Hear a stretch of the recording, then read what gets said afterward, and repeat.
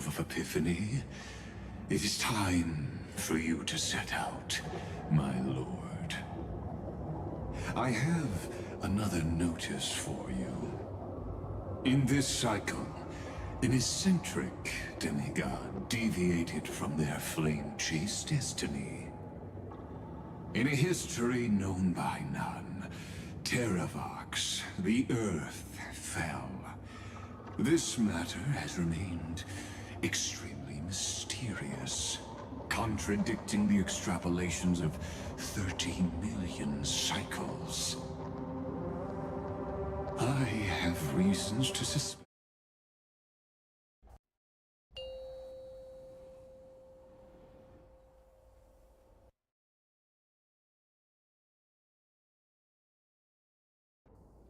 Five, four, three, two, one.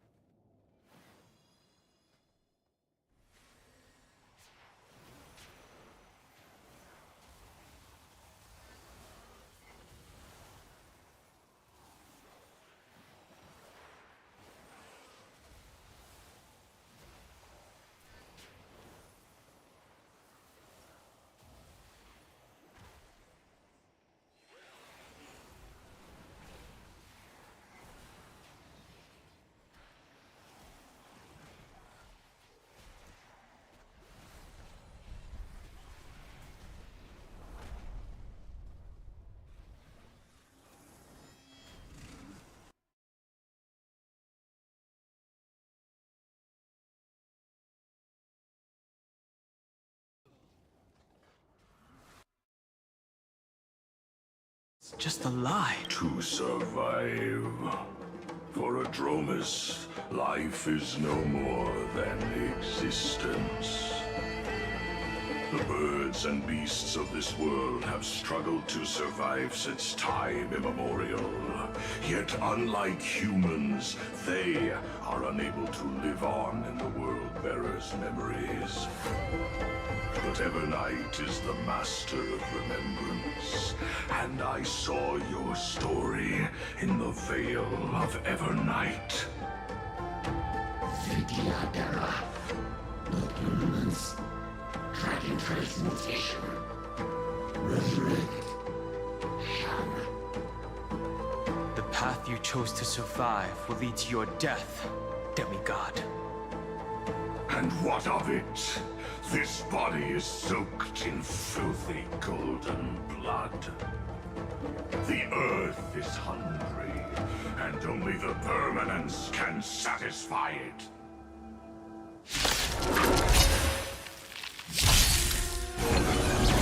This battle seems exactly like Morrowstruck. Time to mix things up. Confidence. My friends? Indulge yourselves! Root here.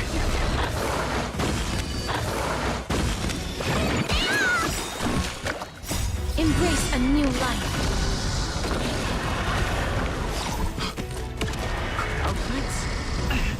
It's endless. Has the Memoria tide returned? The fires of abomination.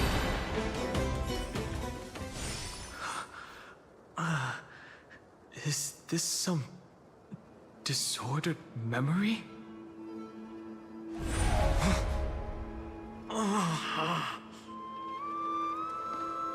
The mists of the past shall drift away. What? Scatter, fade, turn to foam.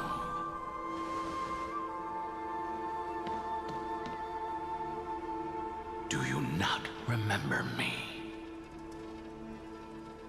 After all, I am the heavy burden you must bear. How could I be so easily forsaken? Dan Feng? Is this another Memo Snatcher trick? Vidyadhara are supposed to forget the past during hatching rebirth. But the Preceptors interfered back then and allowed me to remain deep in your consciousness. If you do not wish to use that bloodstained name, you may call me Obliviated Memory. That's not necessary. Though we've long parted ways, I won't ever forget you. So, who is that giant? That is Amphorius' Earth demigod. He should be on our side, but he was led astray and intends to seize the power of dragon transmutation. The dragon descends upon the earth, and all beings look to it in reverence. You and I know that all life in the universe covets permanence. Are you trying to say I'll end up like you? One day you will, and as I see it, that day won't be far from the end of this journey.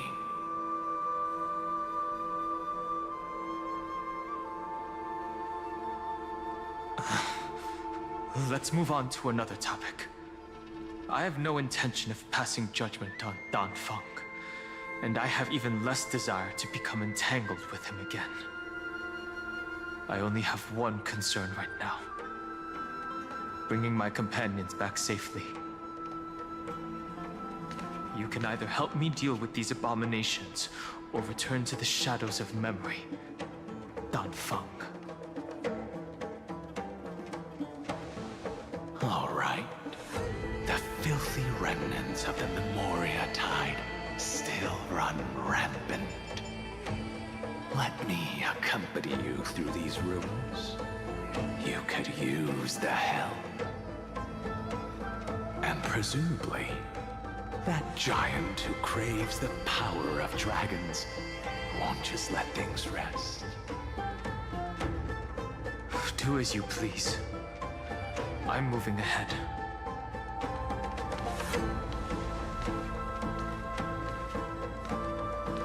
Speaking of Terravox, his aggression just now was probably some distraction. His madness is plain as day. I agree.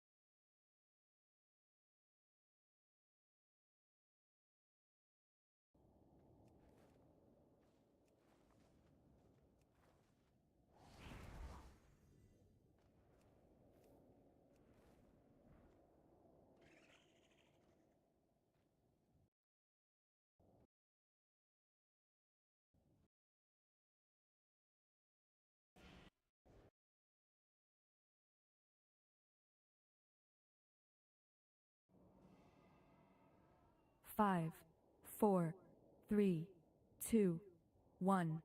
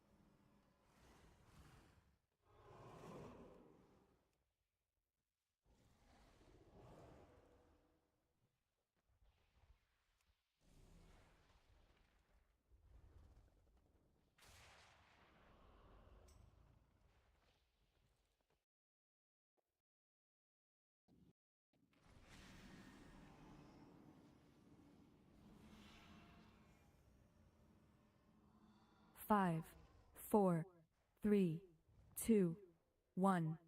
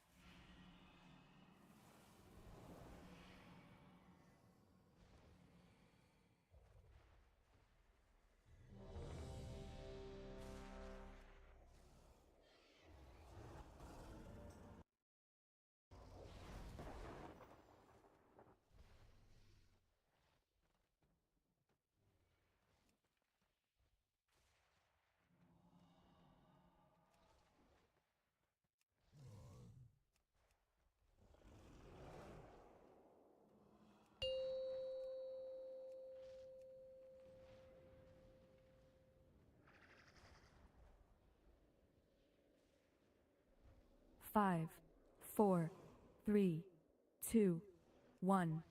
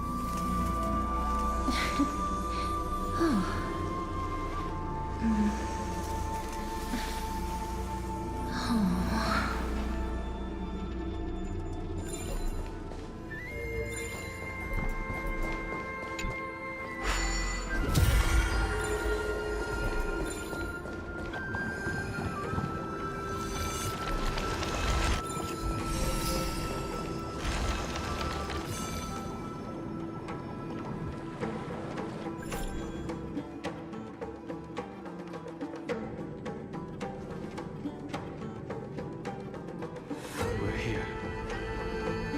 Now, it's time to awaken the person we're looking for. A pool of spirit water. I see. You plan to resonate with the waters of this world. Compared to the currents of my home, the waters of Amphorius are rather untamed. Subduing the waters wasn't easy, but I've gotten the hang of it now. Under the raucous steps of their frenzied dance, the roar of celebration calls forth the spirit water's memories. How incredible. There are still survivors in Amphorius. And this one even knows how to use the arts of water. Very good. It's nice to meet the ocean demigod, Lady Hyacinthus. A green dragonfish. Are you Dan Heng? I hope I've remembered your name correctly. Scale Gorge Waterscape is your home, isn't it? In Greyfry's memories, I saw you two standing side by side. That's fortunate. It means I won't have to introduce myself. I can get straight to the point. Tell me, where are Evernight and her? The stranger snatched away the deliverer right before my eyes. I commanded the waters to surge after them, but layered cliffs blocked the water's current. You must be careful. Earth has abandoned the Flame Chase mission. Though Terravox still lives, they are not an ally of the Trailblaze. That's no surprise. I've already exchanged blows with that mad demigod. I didn't think the worst would still come to pass. He also intends to get his hands on a dangerous power. As his comrade in arms, do you know what his goal is? Terravox has only ever cared for life born from this soil. If they covet powers from beyond the sky, I suppose it's out of the same care. Even so, their behavior is far too unusual. I presume they wouldn't have made such a drastic and irreversible decision if they had not exhausted all other means. But embracing the permanence may result in even more misfortune. While I admire that demigod's willpower, my position has not changed. It seems that if I want to find Evernight, I will have to confront Earth. Since my opponent has already turned into a vicious beast, what I do won't weigh on my conscience. Then allow my specter to accompany you, Lord Dan Heng, as the demigod who witnessed the end of this world. At least let me sing an elegy for my last comrade. That doesn't sound like something you would normally say. Huh? What I do won't weigh on my conscience. I can certainly guess what you mean by that. I will never hesitate for my companions. I am a nameless And what I'm going to do is defend all the hopes that are on the verge of fading away. Then I misspoke. That is exactly how the guard of the Astral Express should act. If you please, Lady Hysealence. Hold on to this current, for it still carries the warmth of Greyfry. Hopefully, it will lead us to the depths where our companion is hidden.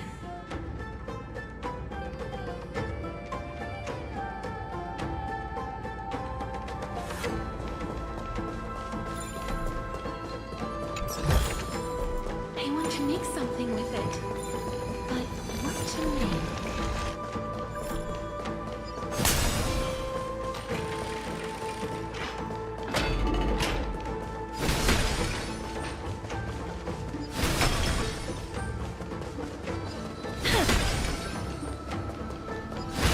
Electra.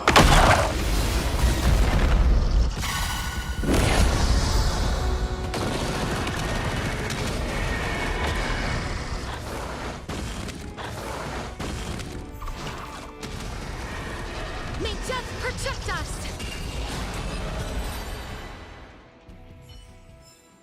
May wandering souls find their own way out.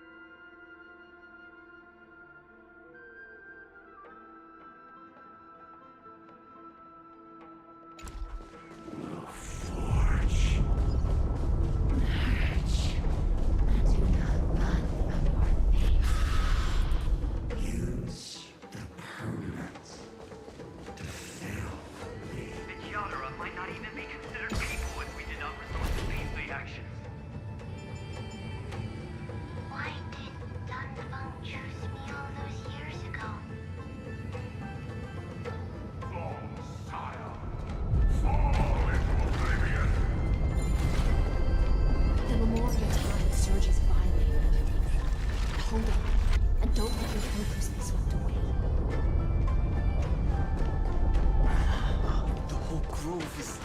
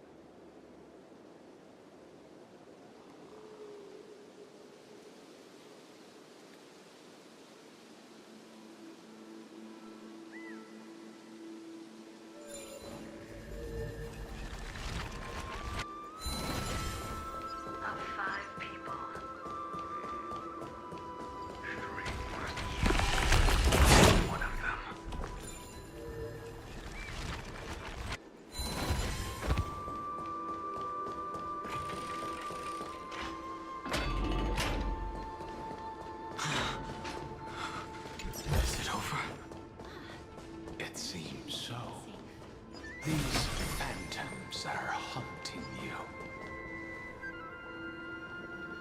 It's unusually quiet here compared to before.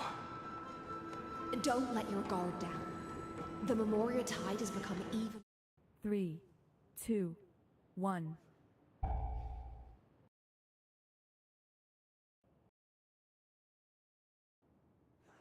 Five, four, three, two, one.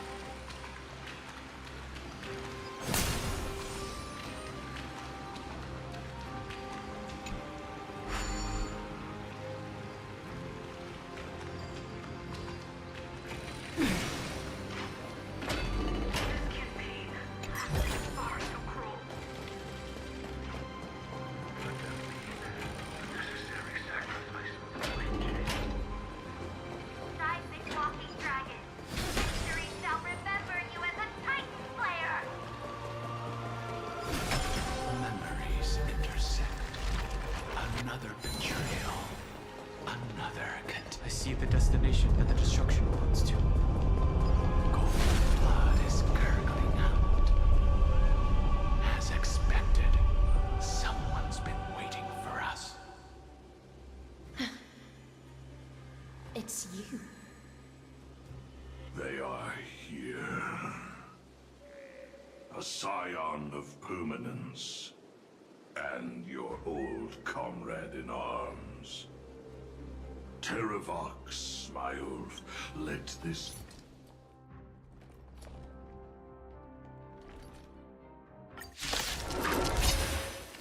This feeling, this scene. Only to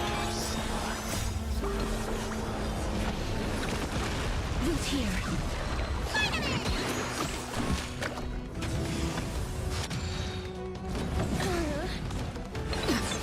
As you wish. Embrace a new life.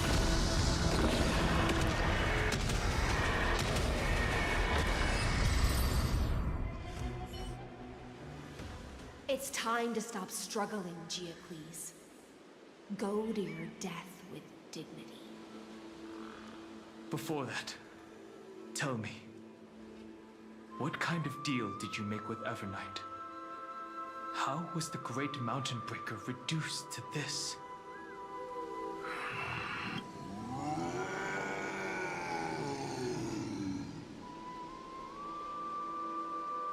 That's...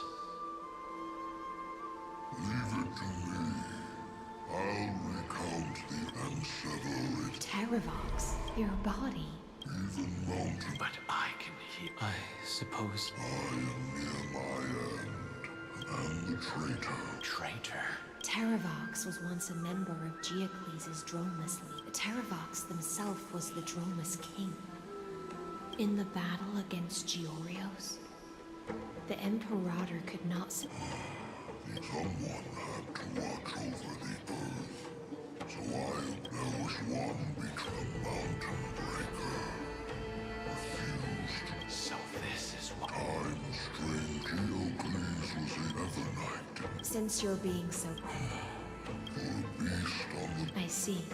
This frail body bears the weight in the Go, long sire.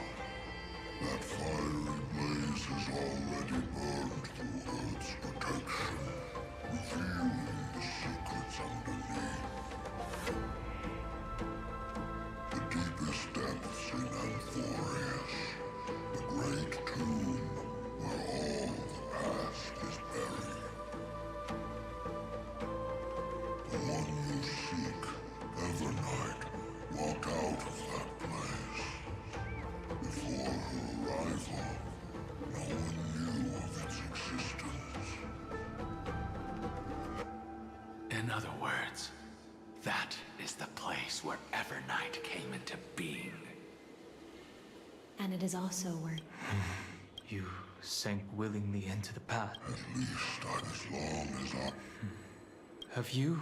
The Earth is not a lonely isle. I have never regretted defending the creatures of this world.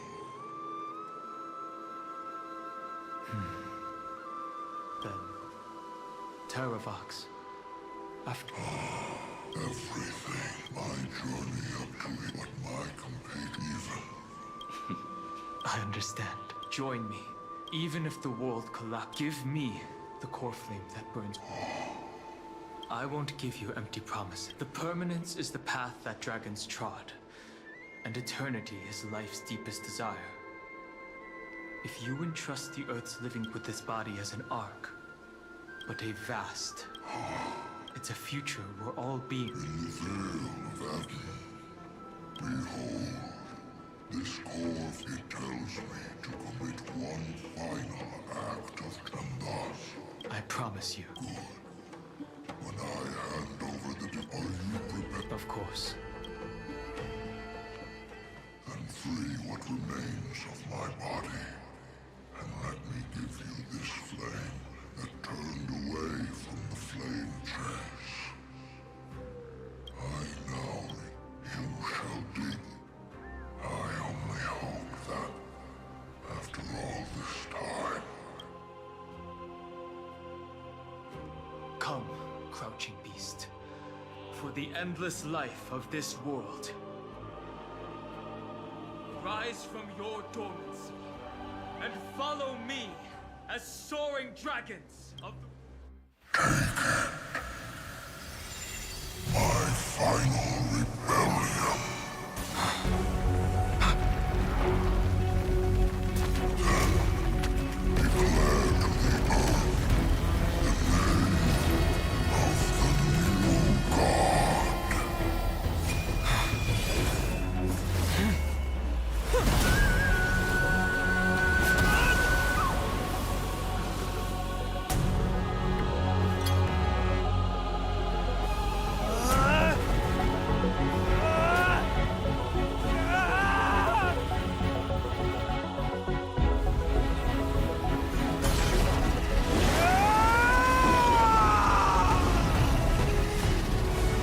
I am Dan Heng,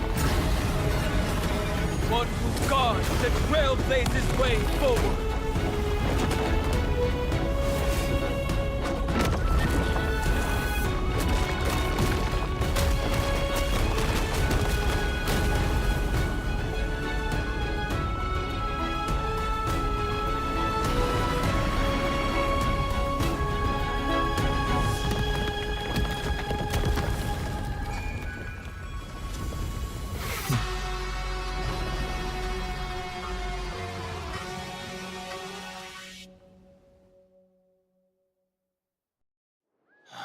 Fortunately, the worst did not come to pass. If your opponent had already turned into a vicious beast, whatever you did wouldn't weigh on your conscience. So what if that demigod had harbored ill intentions or vowed to fight to the death?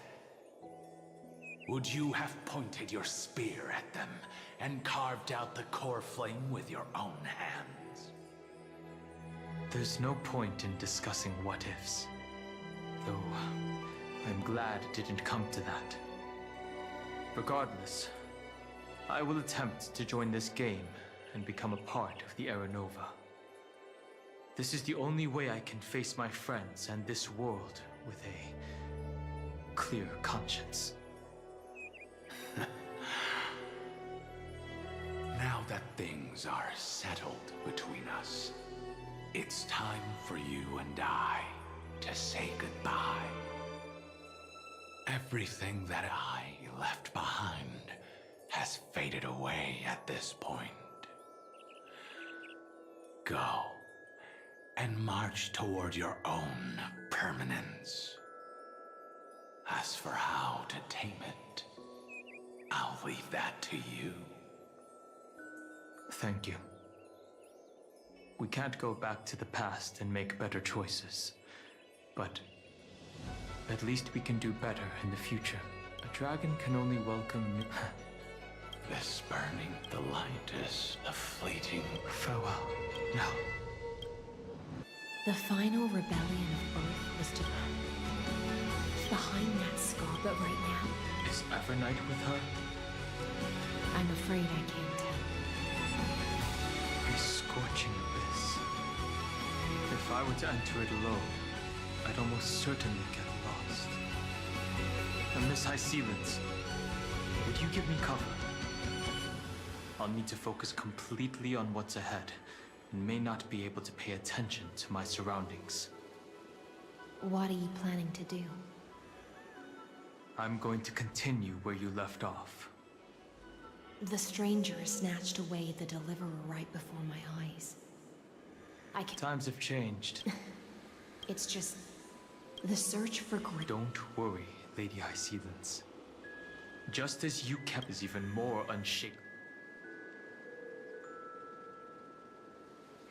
Ancient sacred tree, lend me your roots.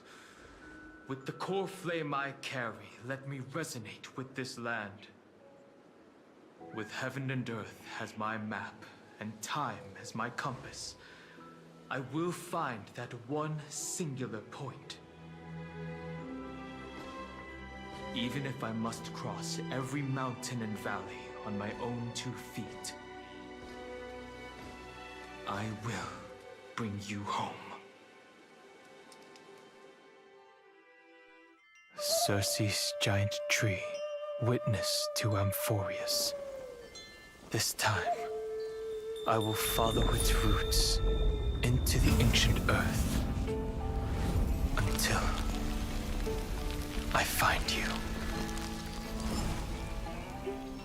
On this journey, I will become the bedrock of mountains and bear the cities above.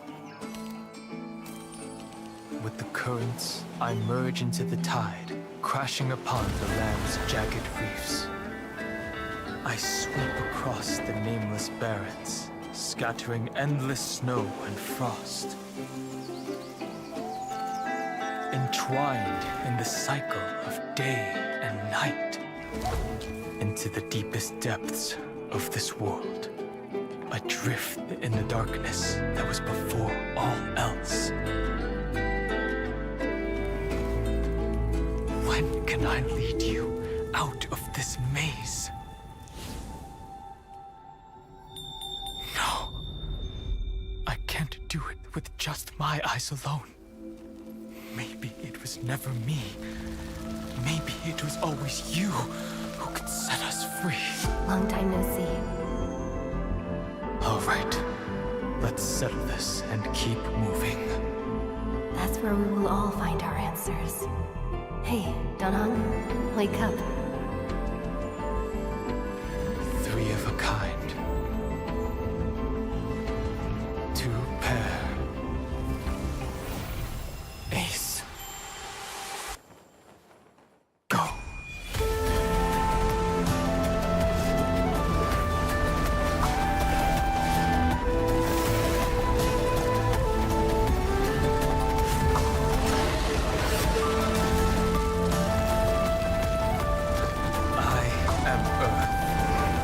That grows upon the earth. I am you.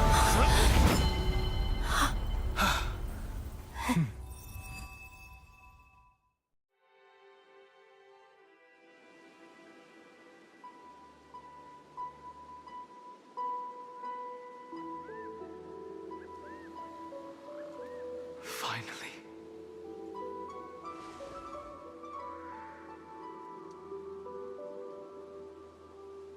I found you.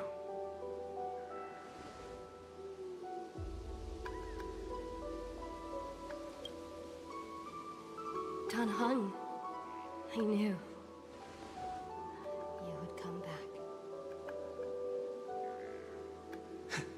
While you were trapped, I experienced a lot.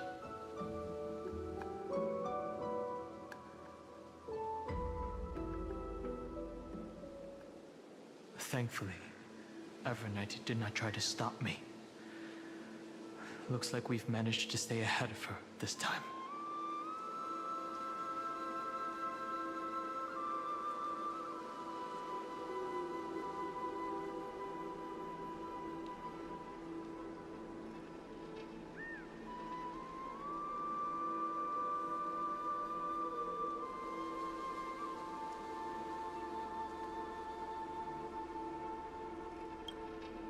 I understand. Her power shouldn't be underestimated.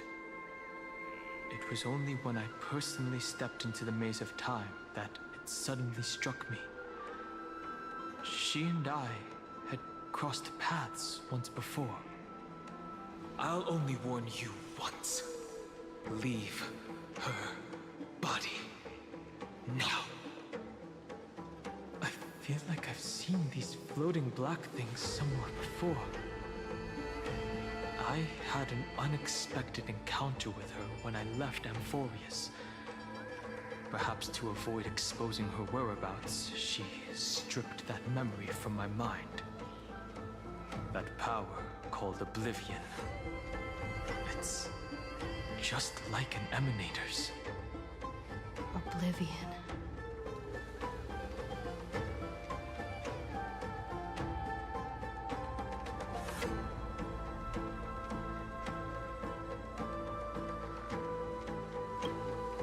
I know.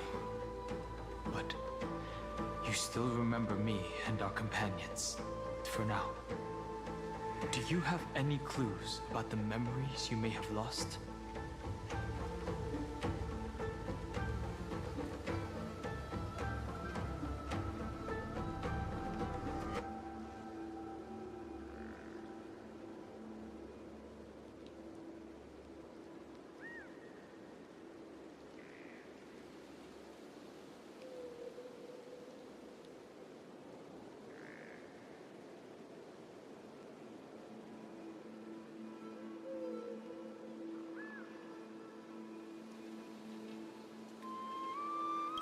If I'm not mistaken, Evernight's plan is to make you forget Amphorius, including the Chrysoset. But it seems you still recognize Lady Hycelens.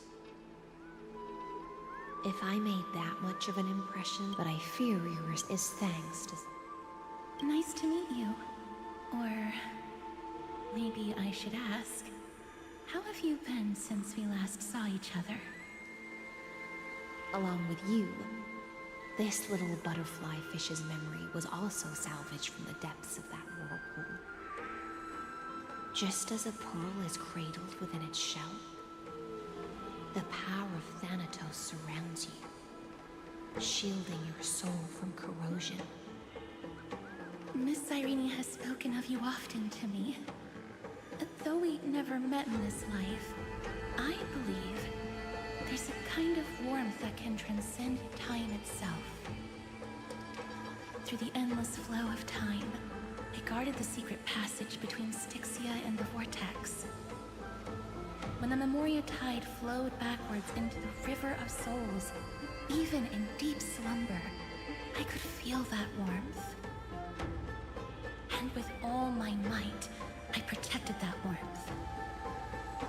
I apologize if that seemed improper. I hope you'll forgive me.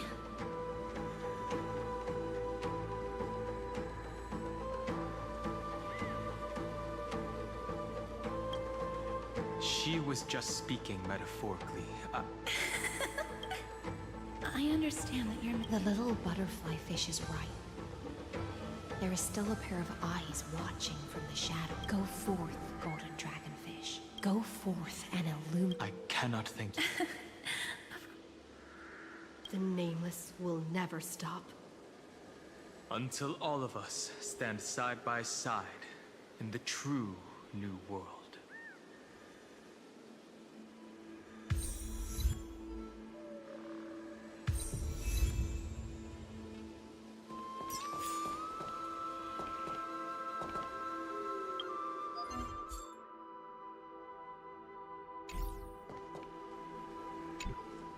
At the end of the Sea of Flowers, the souls of... If I hadn't met you at the end of the...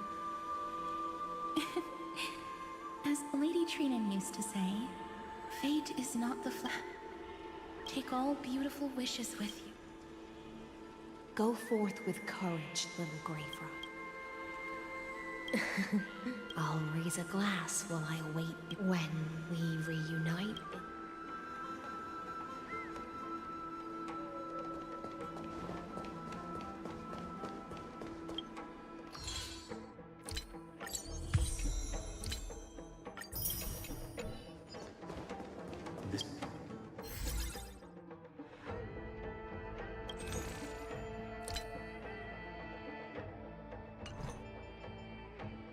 This place was once Nestia's altar.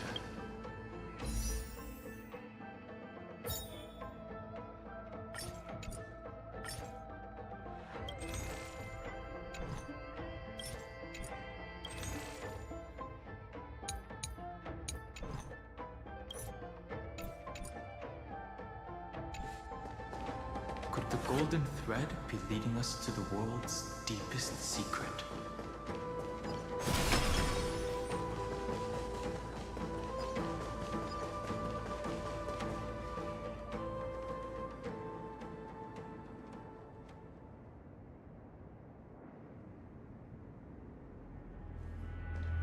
Is this a symbol in the shape of Amphorius?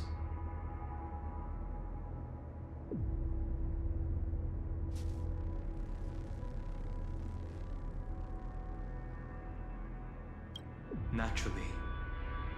How could a world enclosed within the scepter have a way of knowing what it looks like from outer space?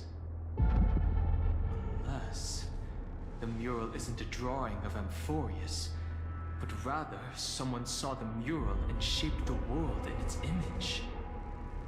Could that someone be Xandar? No. His concession proves that this place where Evernight is hiding must be a blind spot of the experiment. I'm afraid not even Xandar knows about the existence of this great... Best not get... This forbidden realm remains... It cannot be reached by the... Be careful.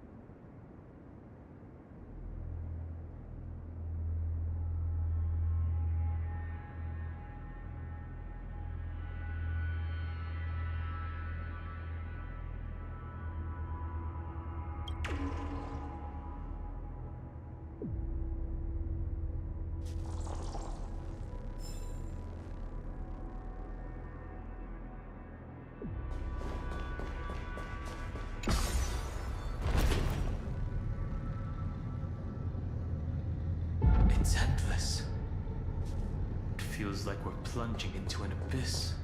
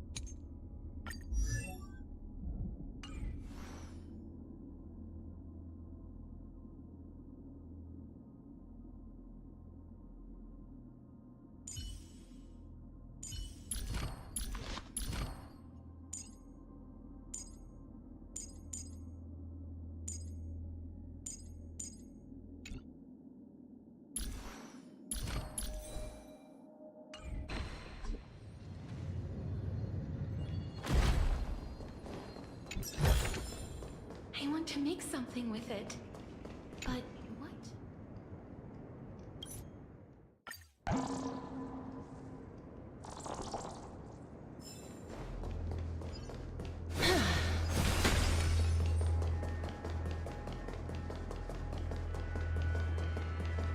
Are those?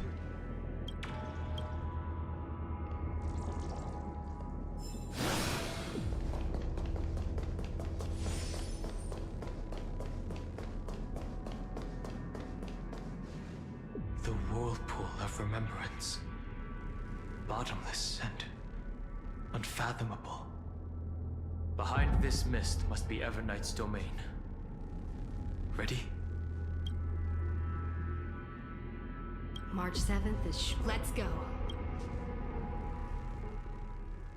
This maze is full of memory loss. Your voice sounds different, the rest is all. I know exactly where that fear comes from. I am the garden's enemy. I have to say, Miss at least she's still willing to talk. No, I don't think you do. It's not very eloquent. Well, before you get rid of the... Why should I do that? And here I thought you were... I am. Earth's stirrings have ceased. Don't tell me that... It's not. But I'm just like right now. How I've decided to let you go. Your most precious quality. I'll take that as... But I still don't understand. Well, this ruin buried deep underground is called the Kernel, in the language of erudition. The heart of Amphoria. The nameless height. You'll see with your own and how we will stir up the waves of oblivion. You've been hiding here all this time. That's right. Curious about how It's not actually all that complicated. The beginning? Do you still remember how There's Xandar. That's right. The Garden of Recollection was curious about that too, but there was always... And when March 7th's consciousness was seized... Can I assume, then, that this hypothetical emanator of remembrance was consistently... That's correct. But why? Go see for yourself. This gate is... These are... A journey of 1,000... Is she stuck? Keep watching. Warning. Object does... What? Execute formatting protocol. What's going... Warning. Illegal operations detected. Warning. Illegal operations detected. Hey! Don't just act... Warning. Warning. Warning. Operation authorized. Protocol name. Back. Huh? Finally it stopped! Wait, did you just mention her name? She's barely spent any time in Amphorius, and she's already famous?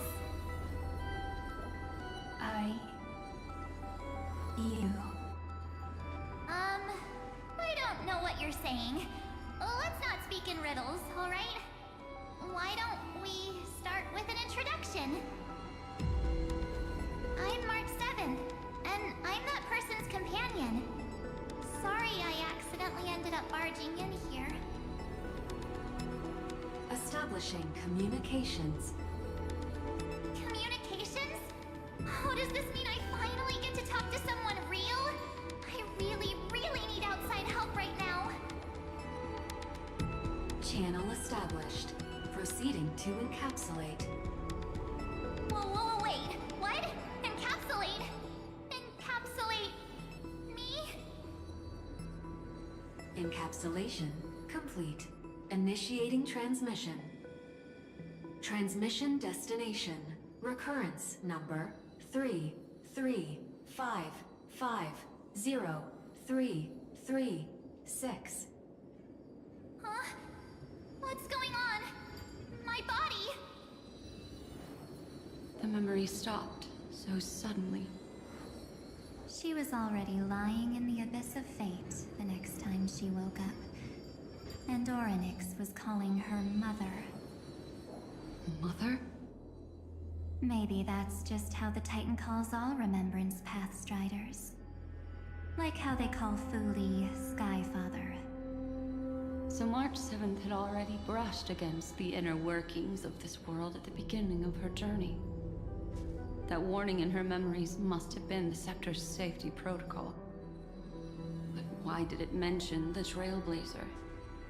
March 7th should have entered Amphorius long before she and Dan Heng did. An inexplicable contradiction, isn't it? Let's put that aside for now. The protocol didn't kill March 7th. Instead, it threw her deep into extrapolations. Over the next 97 days, the two of us, trailblazed through Amphorius as mimetic entities as she evaded the Administrator's pursuit. It must have been a difficult and lonely journey for her. Yes. No one could see March 7th.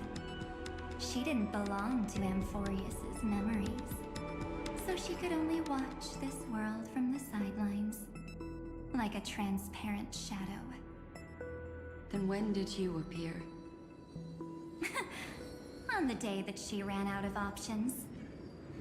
March 7th tried so many things to help her companions, but the only outcome of her efforts was a few Amphorian folktales.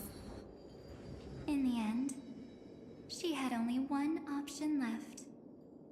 Just as she wished. I erased everything using the power of oblivion.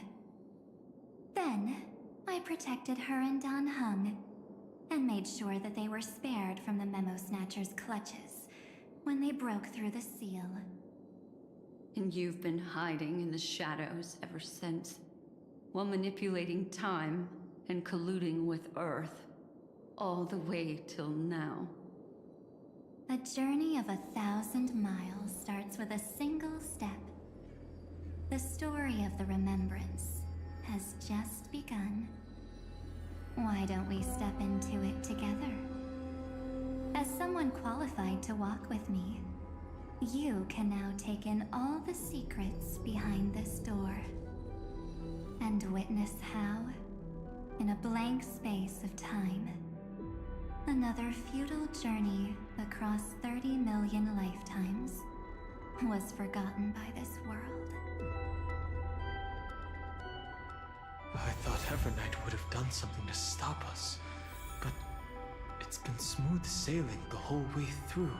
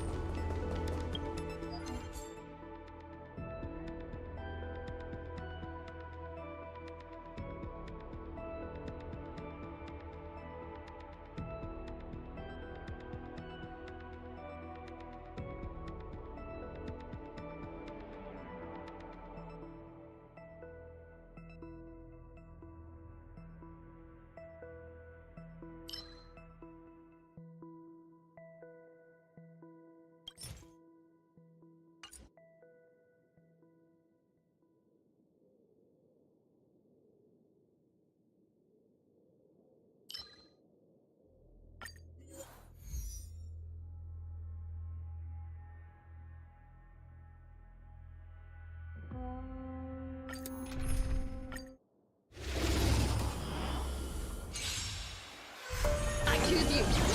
Loot here. How's this take? As you wish. Friends? Indulge yourselves! What's your prescription? Embrace a new life. We can do anything!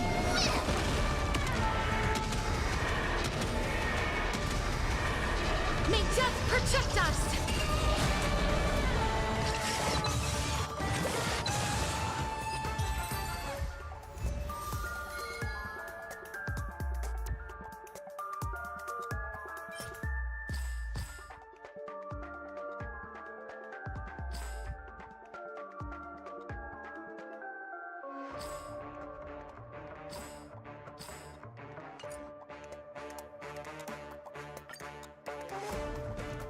I thought Evernight would have done something to stop us, but it's been smooth sailing the whole way through.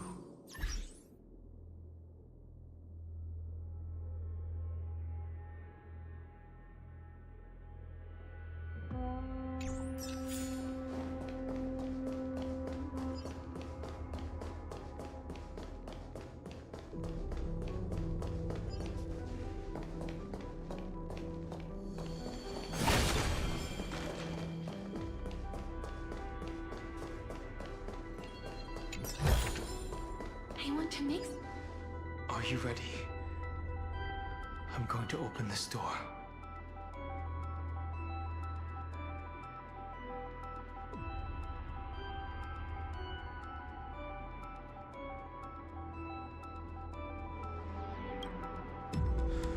Three, two, one. Warning. Object. Warning. Get ready. Welcome. What? I'll be. Also, I'm getting a feeling of deja vu. Like the first time I opened as I've written. Thankfully, Evernight didn't take that book. Let's try using it.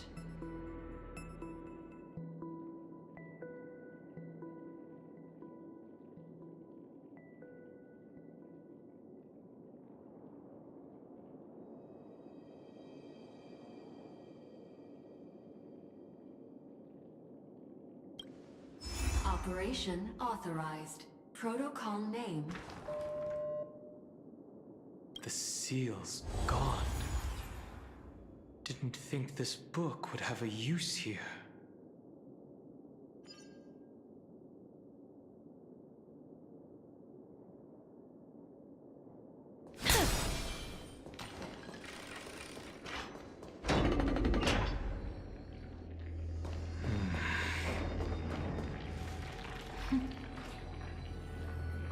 Hi. Miss me yet?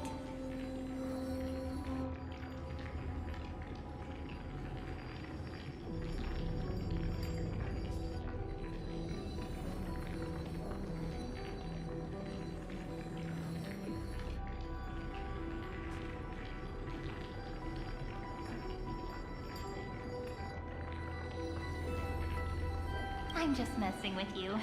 This is the first time I have met you. Executing protocol. Format object.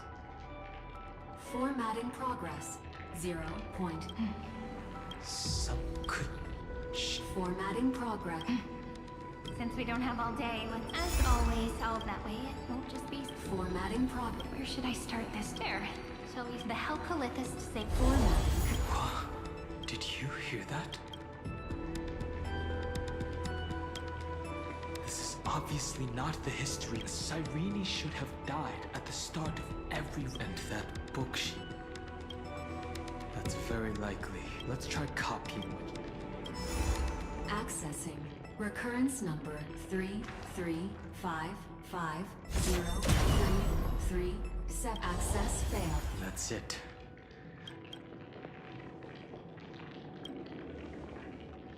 probably referring to the... There are 12 chapters, and as I've written, Coerce may be the nameless Rakal.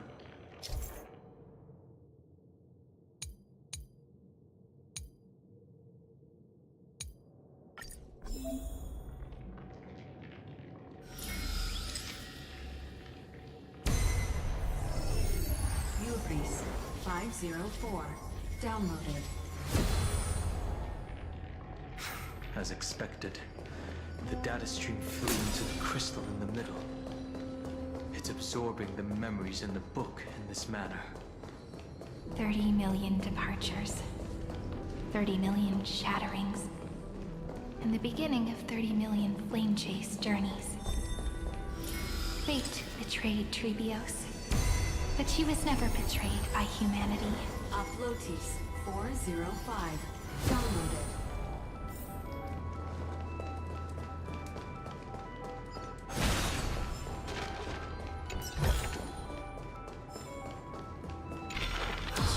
So desolate.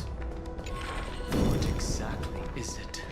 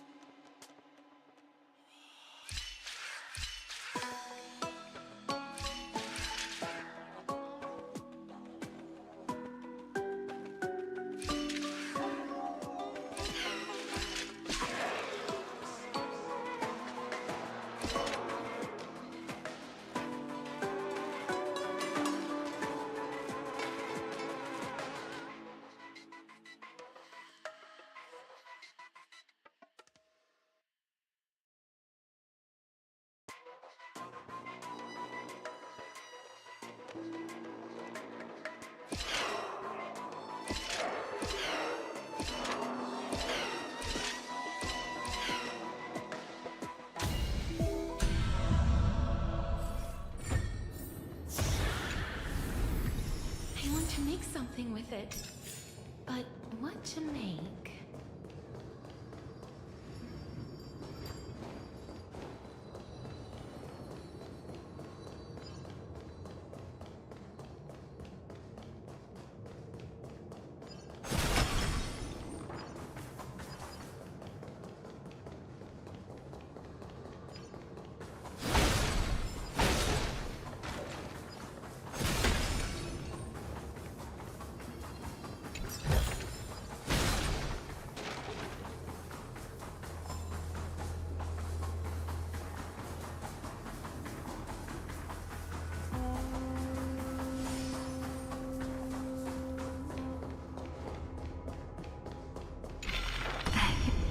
You must be very familiar with the story of time now. So why don't we leave some pages for the heroes instead?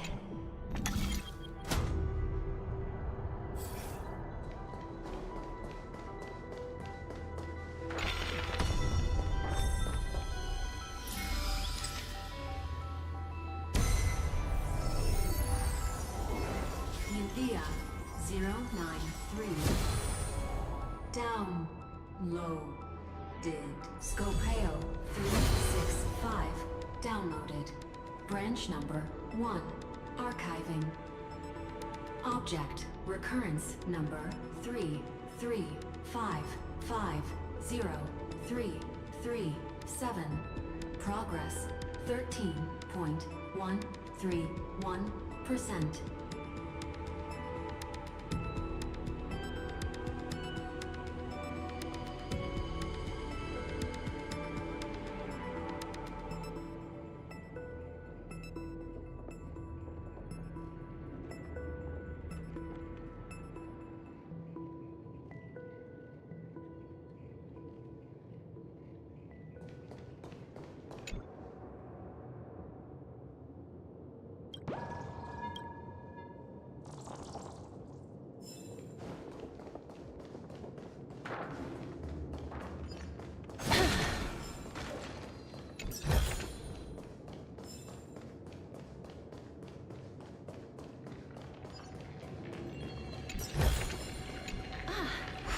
Make sure you keep it safe.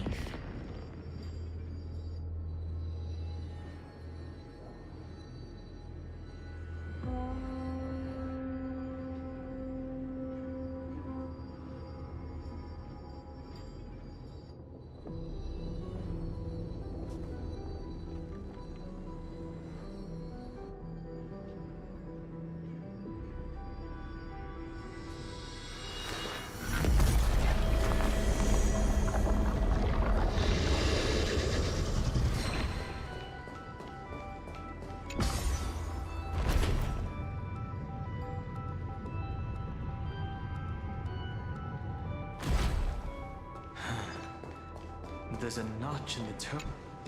Branch number 1. Archived. Encapsulating encryption key.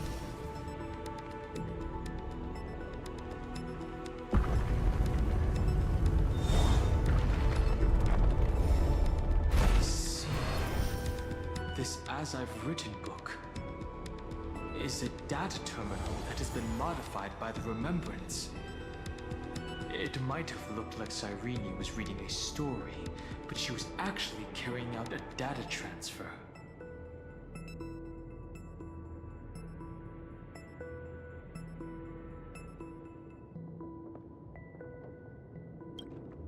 No wonder these facilities are reacting to it. This book is a key. But Cyrene could never have known about the truth regarding the scepter. So where did she get this key?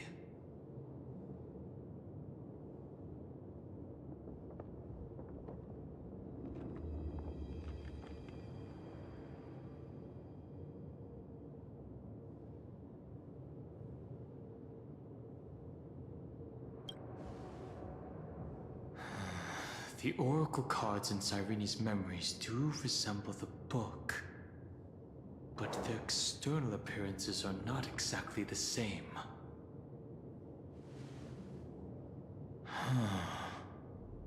Do you remember During her brief existence, Cyrene once encountered a certain Eon. Yeah. So, I can only place my hopes on that childhood dream. And the god behind Orynyx that appeared in that dream. It's no secret that Orynyx and Fuli are related. That Eon also appeared when you encountered Mem. We still don't know the role they play in Amphorius.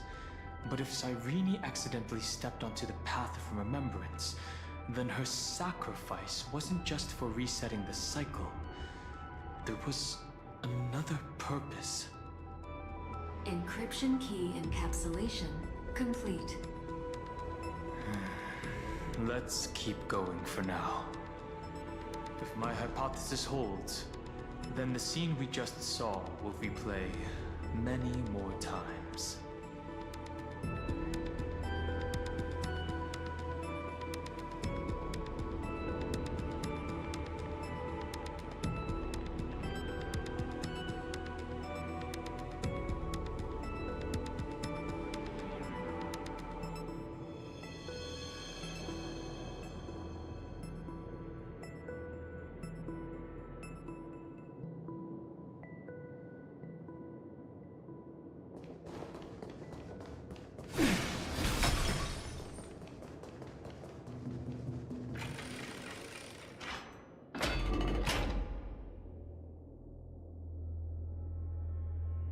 Hey, be careful.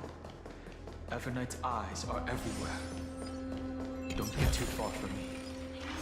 Chronocognitive anchor will protect. What is this? It's hard to believe.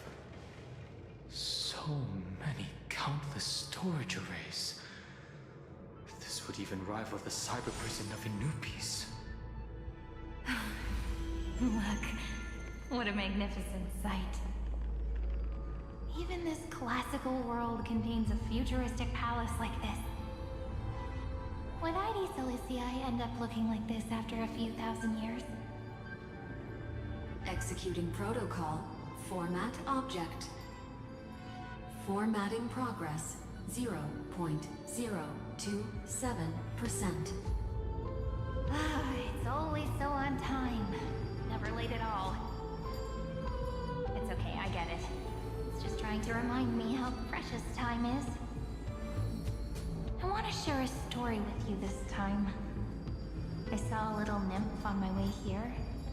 It was on a fallen wheat stalk, and it glowed under the sunlight. It was incredible.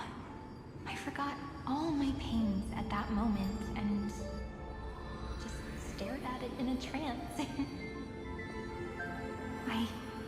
I wonder, did every Cyrene in the past feel that the nymph was beautiful? Would they also have recorded that scene into the Eternal Saga? So, could you give me more time, please? I want to leave behind more memories for the future. Formatting complete. As I expected, the answer is the remembrance.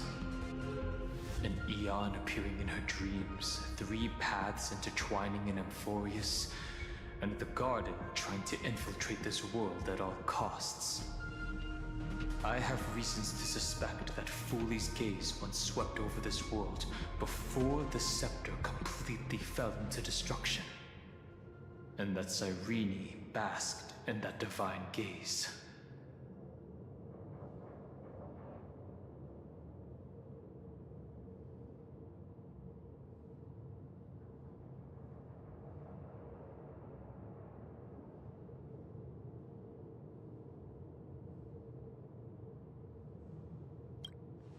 Yes, we're thinking the same thing. Legend says that Fuli sits in meditation in the Anasrava Pure Land, spreading the seeds of remembrance across the universe.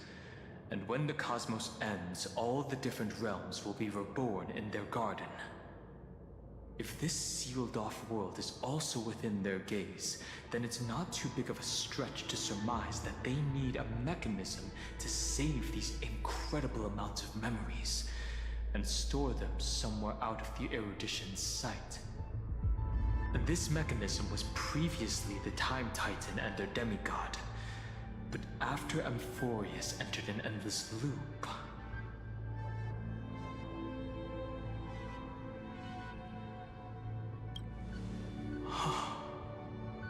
It's that ceremonial blade. Now, I can say with certainty, time is the page on which that Aeon records Amphorius. If it fades from existence, and all that it records is lost among the stars, that Aeon will surely direct their gaze here. And it will be a glance that spans time and space, transforming each incarnation of me into the power you shall wield to reset time, imbuing my soul into this ceremonial blade, and creating an endless flame chase journey. The ceremonial blade killed Cyrene at the start of every recurrence, and at the end of every journey, Cyrene's soul took the extrapolated memories stored within the blade and buried them in this great tomb. That's how the memories of Amphorius transcended the loop and were continuously stored, while the scepter had to revert its progress over and over again because of loss in its logic. Foley's blessing will not disappear as long as this process keeps going. I knew their gaze never left. As long as I record every page of this story and tell it to you, Amphorius won't be forgotten. Cyrene encountered the Aeon's gaze and regarded them as the hope to continue her world. That's why she offered them memories over and over, even if she had to turn herself into nothingness every time. As to why she insisted on keeping her human form and offering the memories through reading a story, it might have been the only way for her to maintain her sense of humanity and leave her mark in this world, even though everything was just her wishful thinking.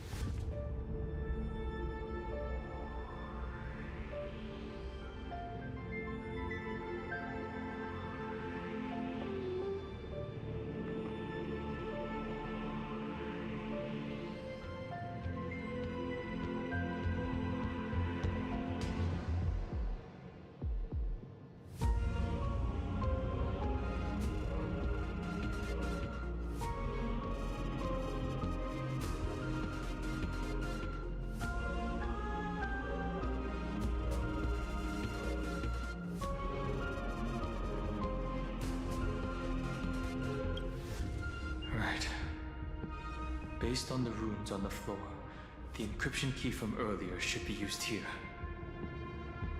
There are 3 keys in total. We're 1/3 of the way through.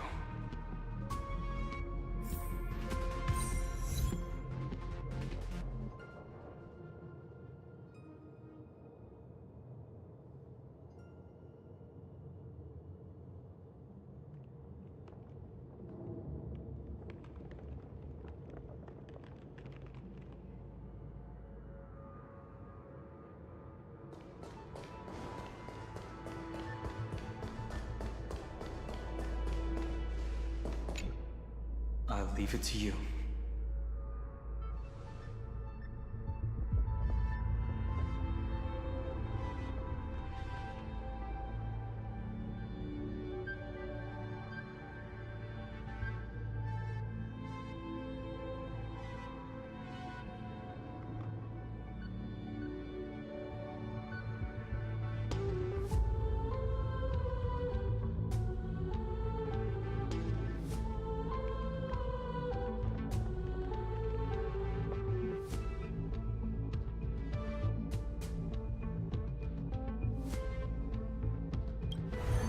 You never say anything, but I know you're listening. Every story I've told is like a little key that opened a door in your heart, no? The path disappeared. Go!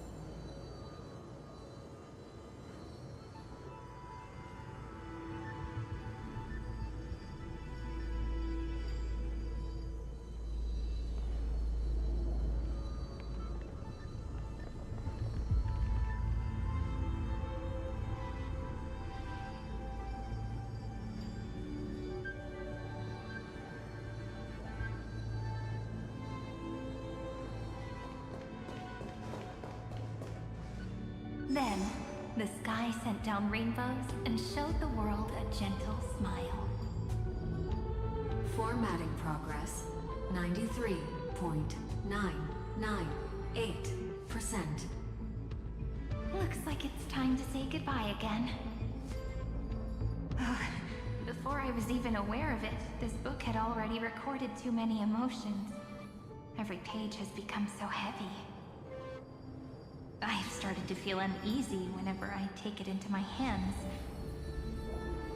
Where did the very first Ripples want these memories to be sent to? Formatting progress 94.423%. How many times has it been? It faithfully fulfills its duty, activating and formatting. Never changing, like the fate of the flame chase in every cycle.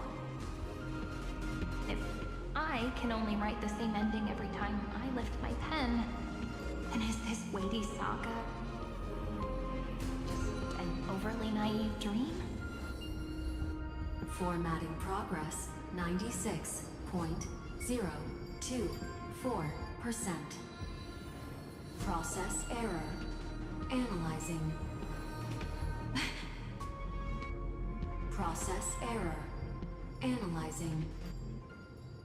Really? Are you encouraging me? Thank you. I'm sorry for making you see this embarrassing side of me.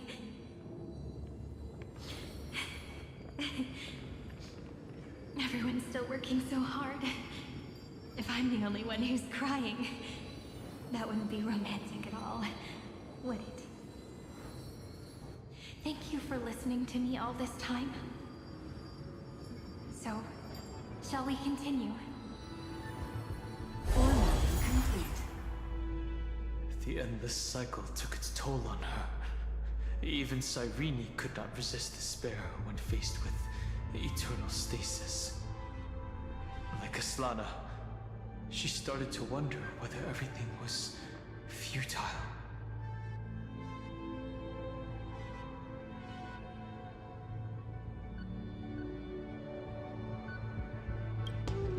Indeed. But I still haven't figured out one thing. Who exactly was she talking to? I thought it was an Eon at first, but the way she talked, it didn't sound like praying to a god at all. Maybe she's talking to her imagination? A hero within? But that wouldn't explain the process error. No matter who that listener is, Cyrene's storytelling is just a data stream for the Scepter. Maybe, she thought, as long as she kept tossing drift bottles into the distance, someone was bound to pick one up someday.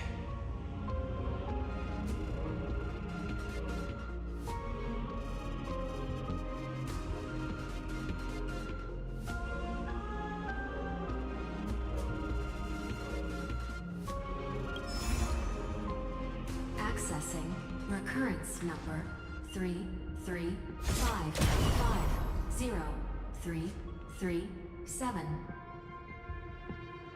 Once again, Castor is offered her final embrace to death. And from then on, she started another lonesome watch. How wonderful would it be for someone to give her a real hug? Oh.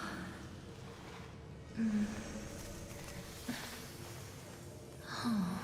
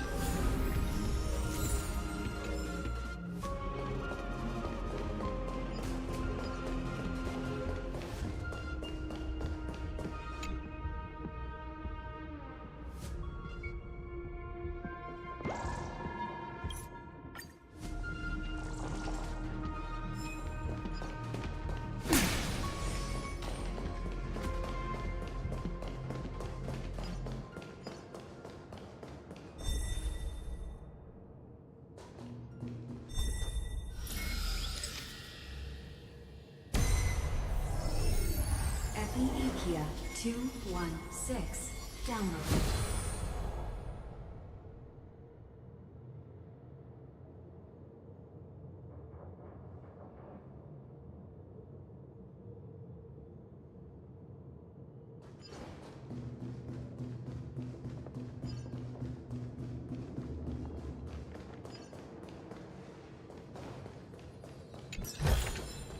I want to make something with it.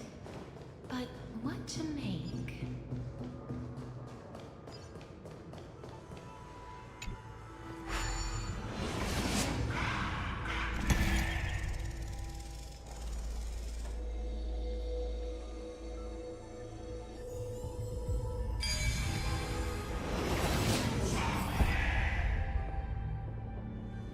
I've seen puzzles like this in books.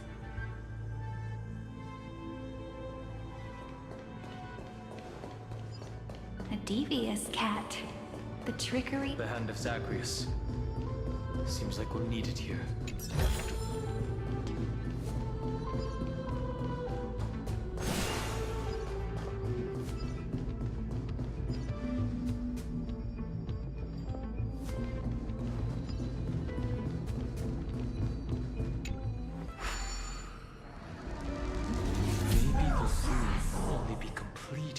After the modules are inserted into the slot.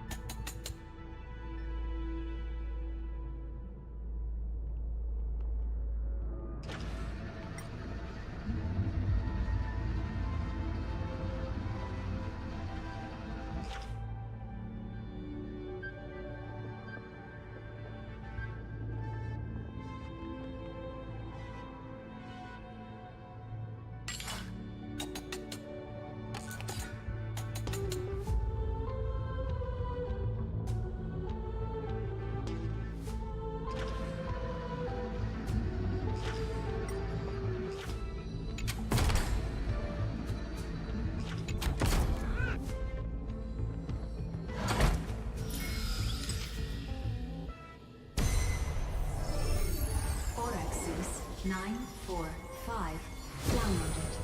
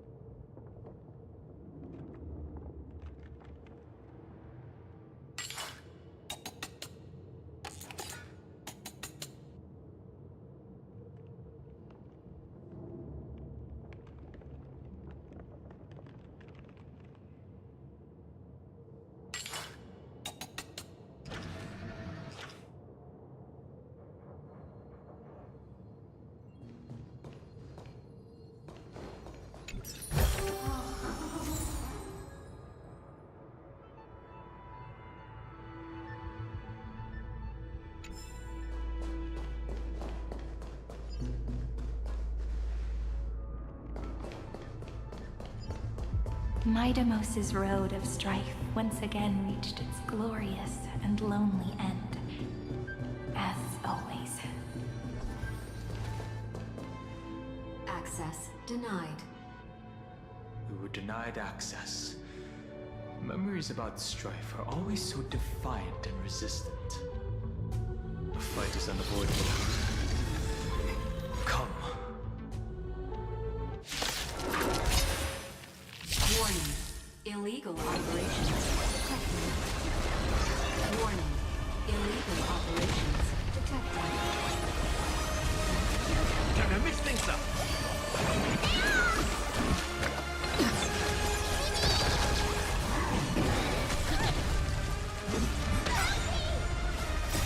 Friends? Indulge yourselves! As you wish. Embrace a new life.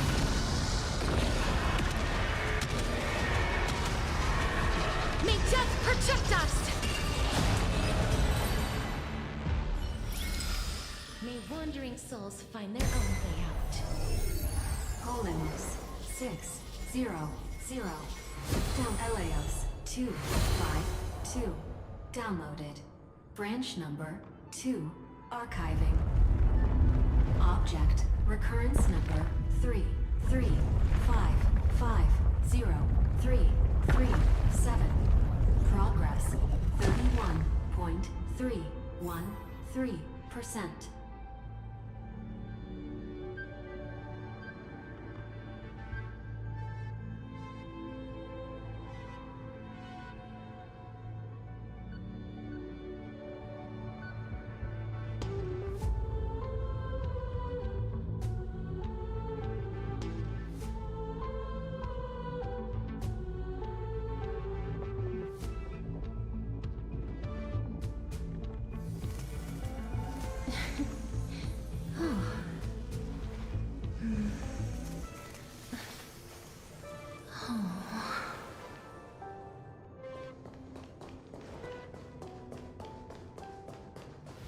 Nice.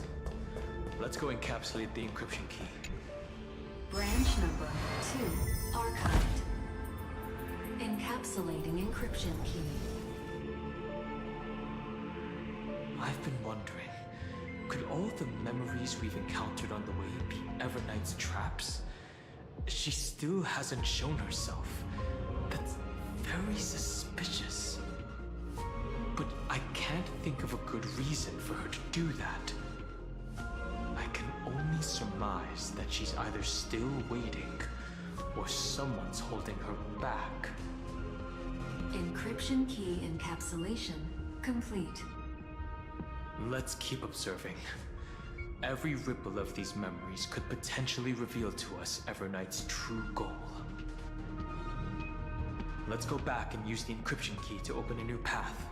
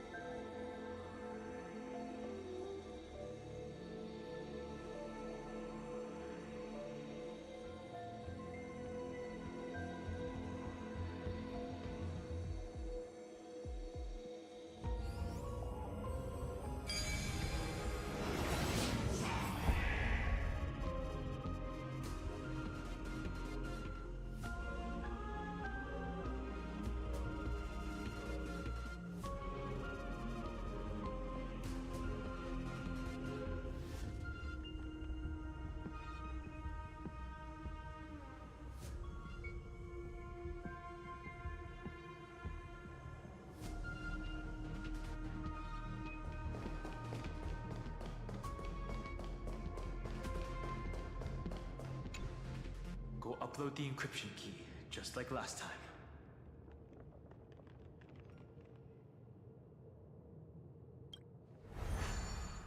What could be behind this door?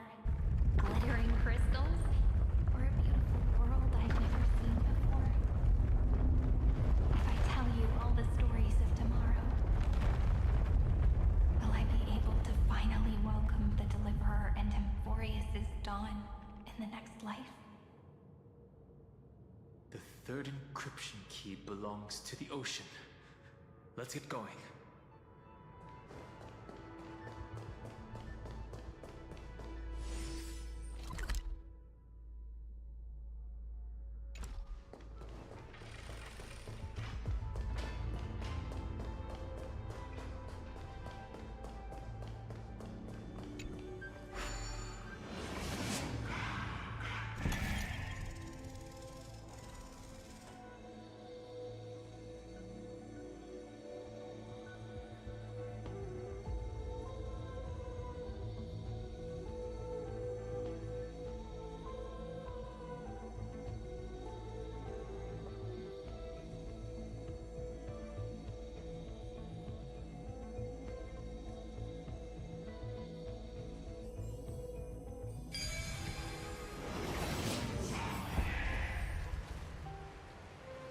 I've learned something.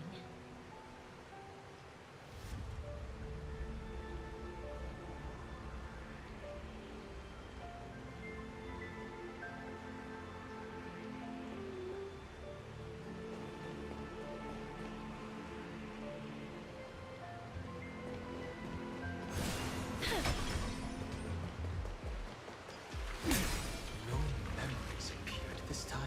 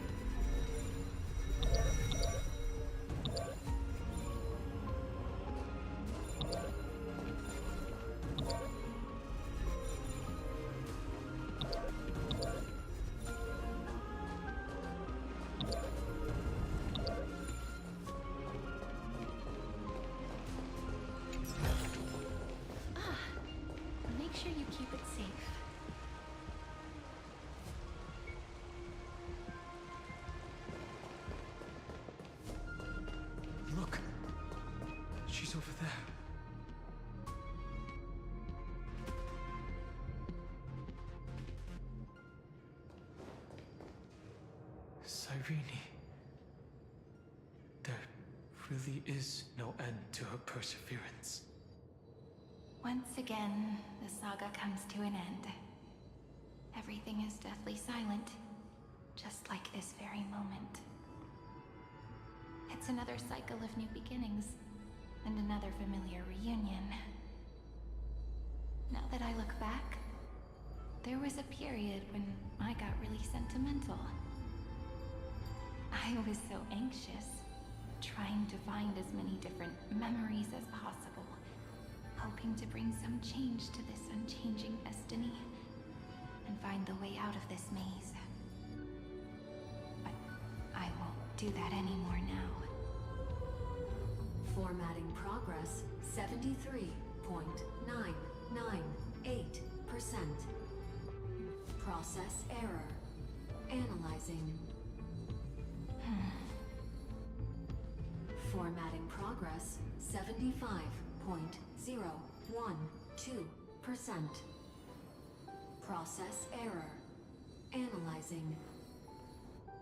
No need to feel sorry for me, good friend. If there are no new blank spaces, how can a saga continue? I'm actually really lucky, you know? During the long years I've spent waiting for the Deliverer, I've always had you here as an audience.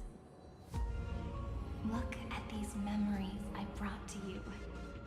They once existed, once sparkled under the sun. And now I can see through your eyes that they are still shining bright.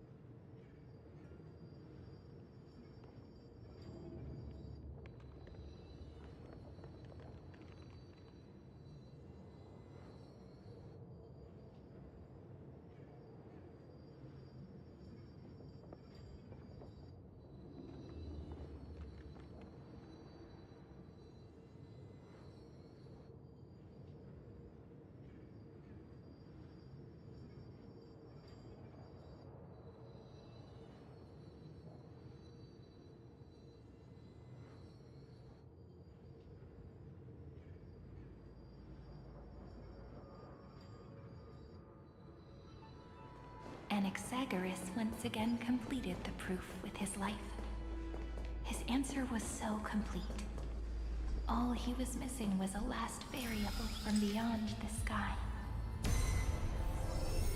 Schema 720. Download.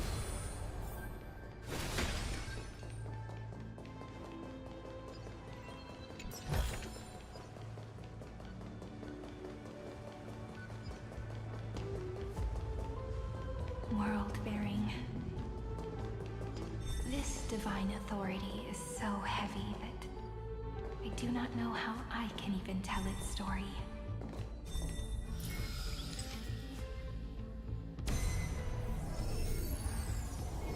Nikos 496 downloaded.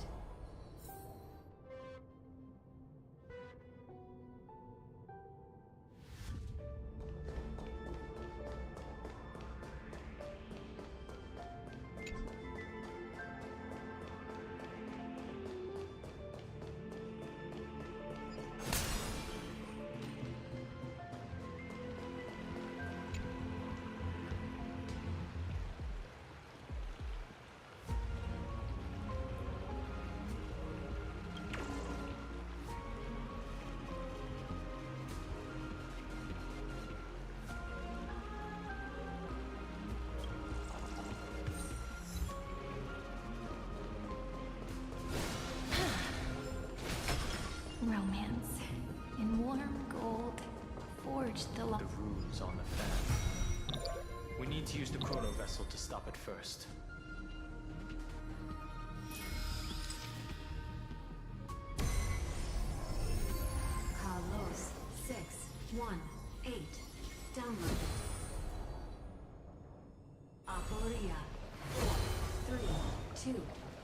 Downloaded. Branch number 3. Archiving. Object recurrence number 335503337. Progress 13.131%.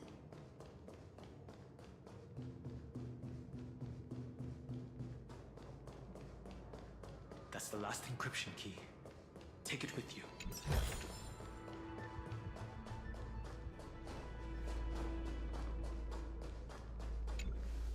Branch number 3. Archived. Encapsulating encryption key. Encryption key encapsulation complete. It's time to go back and activate the system in the middle of the Great Tomb.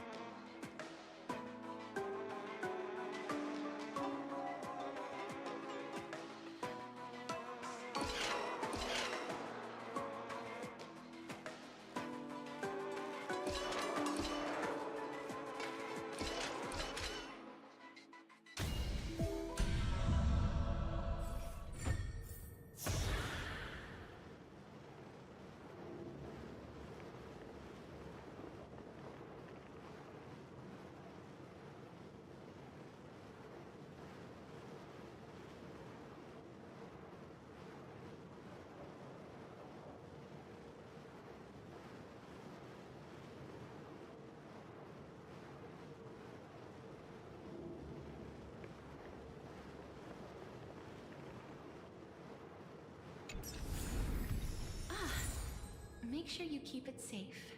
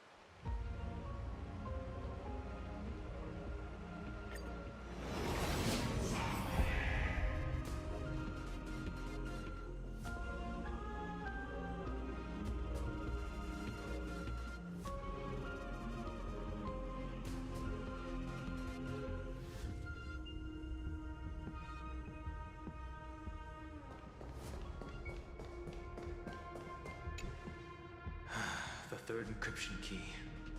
And the final piece of the puzzle. I pray that you can dispel all the mysteries and lead us into the deepest bowels of this world.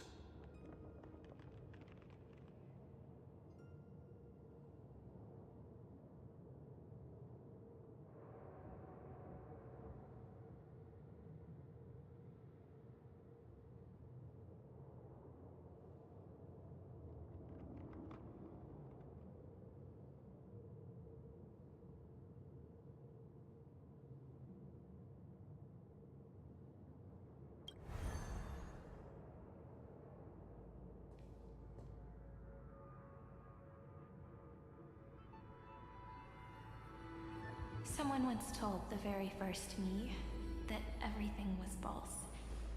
That the only life in Amphorius was a great catastrophe, nurtured using the world as a factor. But how could a dream feel so real? That's why I didn't agree with him. My good friend, I'll read this book to you.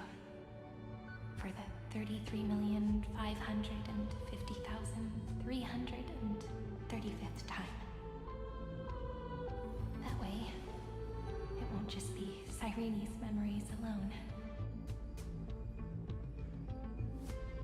Formatting progress 23.815%. Process error. Analyzing. It doesn't even make me feel cold anymore. It's like a ceremonial conclusion, ending every cycle's narration with a full stop. Then, there will be a new me returning here with new memories. Before I knew it, this palace we built together was no longer a dream that Cyrene alone indulged in. It's now a saga, composed by you, me, and all the Flame Chasers. It's our weak but endless prayer for tomorrow. There will come a day when someone turns over this nearly eternal page and awakens all the dust-covered memories, so they can be recalled by the world in a more beautiful form. Process error. Analyzing. I'll read, and you'll listen, like how flowers always bloom, then wither. I shall welcome my own decay, becoming nourishment for the next flower's bud. And you shall continue to wait here, protecting this garden of memories. That way, when the Deliverer arrives, the first thing they'll see is an endless sea of flowers. And our stories will be lying silent. And they shall become the epic known as I've written.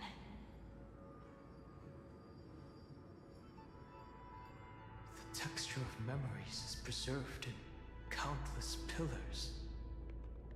She gave everything to record all the forgotten recurrences across 30 million cycles.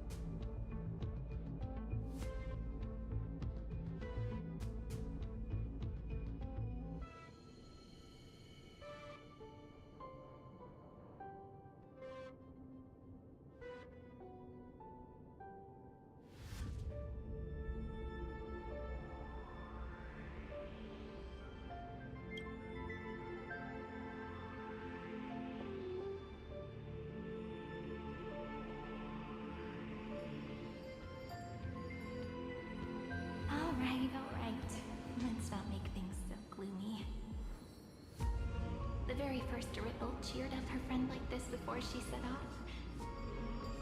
It's a sentence full of blessings, so I want to say it to you as well. Come on, cheer up a bit, okay?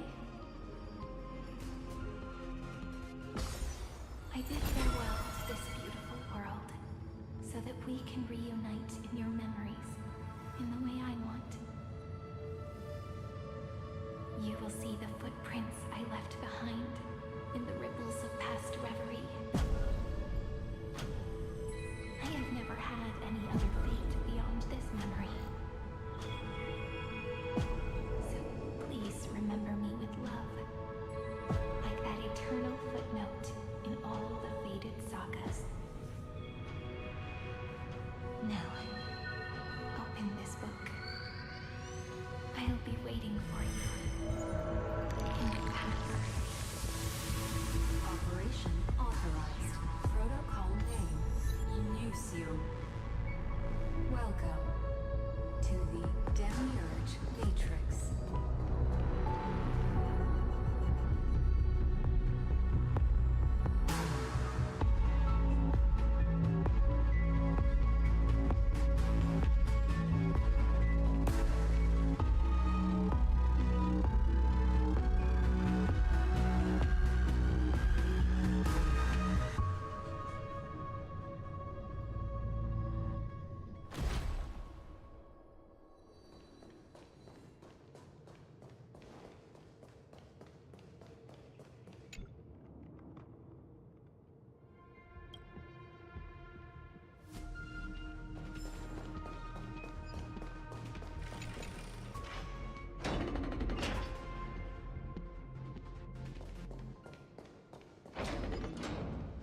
That listener lies behind this door.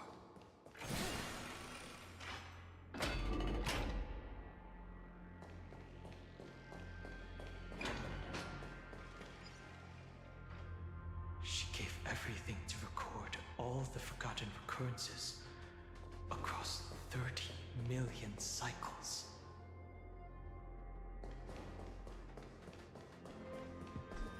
Look, that symbol at the end of the room. It belongs to the 13th Titan, the unknown solitary god. Those who are lost remain lost, while those who have met will meet again. What a touching scene. The deepest place in this world is exactly the ideal location for the Trailblaze to reunite. You're not the one we want to reunite with, Evernight. But you'd better explain everything to us. This tomb and the 13th Titan. Tell us everything you know. You're too on edge, Dan Hung. I've always been honest with the two of you. Before we talk about Amphorius's destiny, why don't we lay aside our differences and take a moment together to mourn for the cruel truth? Truth? So, Eustace, take another moment to look around. What a good question, because there's absolutely nothing here. You mean Cyrene was just... Indeed.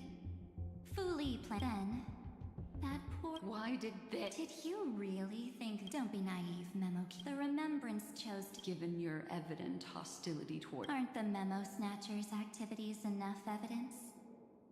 They did everything they could. Iron Tomb is a perfect arc. If a that masterless path will be... Do you understand now? Fu Li did not glance this way to save. But, fortunately, I promised her that I would but the only way is to burn it with a... You plan to destroy... That's right. Setting fire to this much material will be enough to completely annihilate the Scepter's operating logic. Iron Tomb will lose the soil upon which it grows, and Amphorius will be truly set free.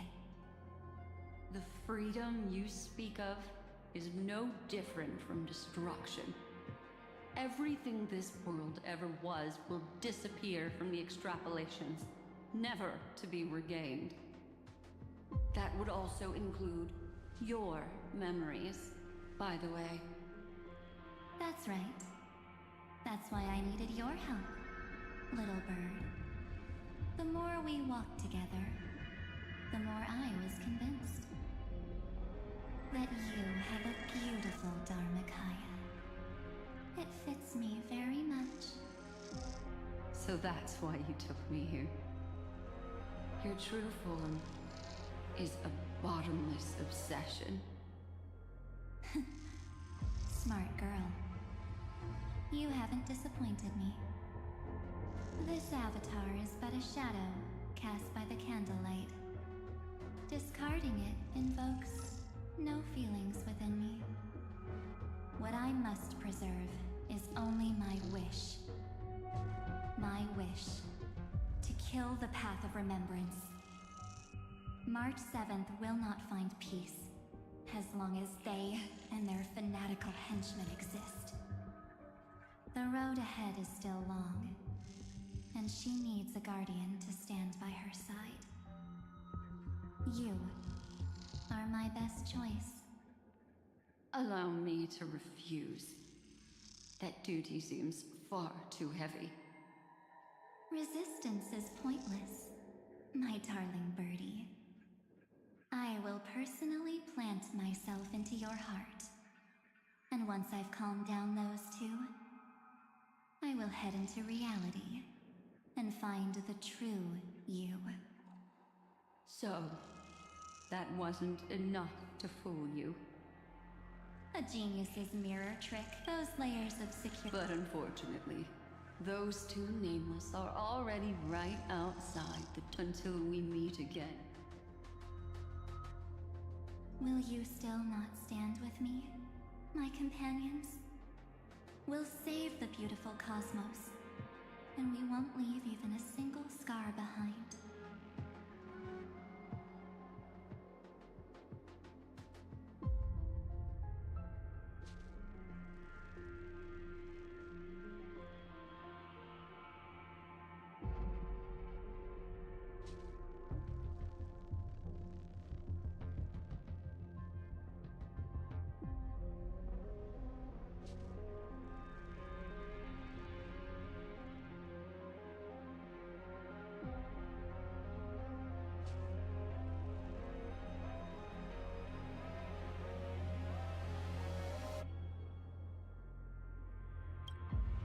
Perhaps you can. Don't get caught up in your emotions, my dear. The hero's journey, its essence is nothing but a string of zeros and ones. For your own sake, and for the sake of March 7th, I think my choice is a very reasonable one. Come. I hold the core flame of world-bearing. If you honest, that just proved. Seems like I really but in order some memory. What can change a person's nature? Is it memories? Unfortunately, the result is just the opposite.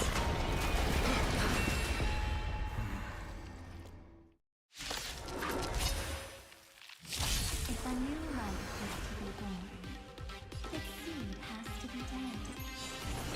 Only through abandonment and oblivion can souls walk from emptiness towards rebirth.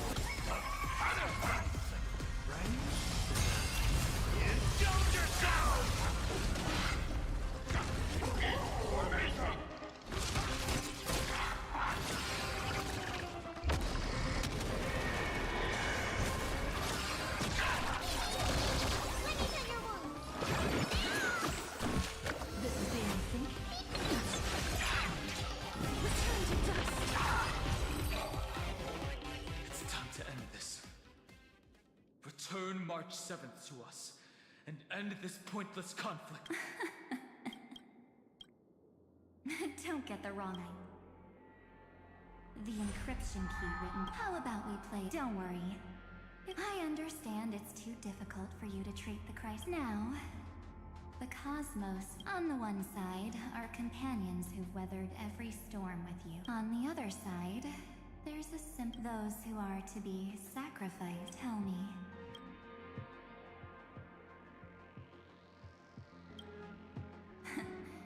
You're right, is the number of people. I've just posed the same question to Dan Heng. Now... Wait! Cyrene? Another damsel. Still think you can do... What weapons? Don't underestimate. Stir up ripples of... What? We don't have time for endless... Quick, friend! Take the shot! Make sure you get no time to explain... Well done. Now leave the rest.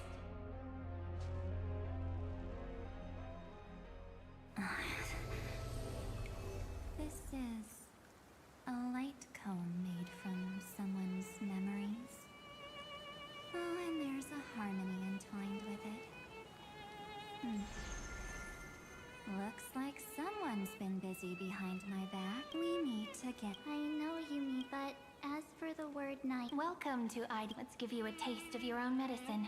Quite perceptive, little memo sprite. So, but, at least... Oh. You mean that time? In that split second when we switched bodies. With you hid yourself within the Titan's... Huh? But my plan was super thought out. History books, diaries, that's right.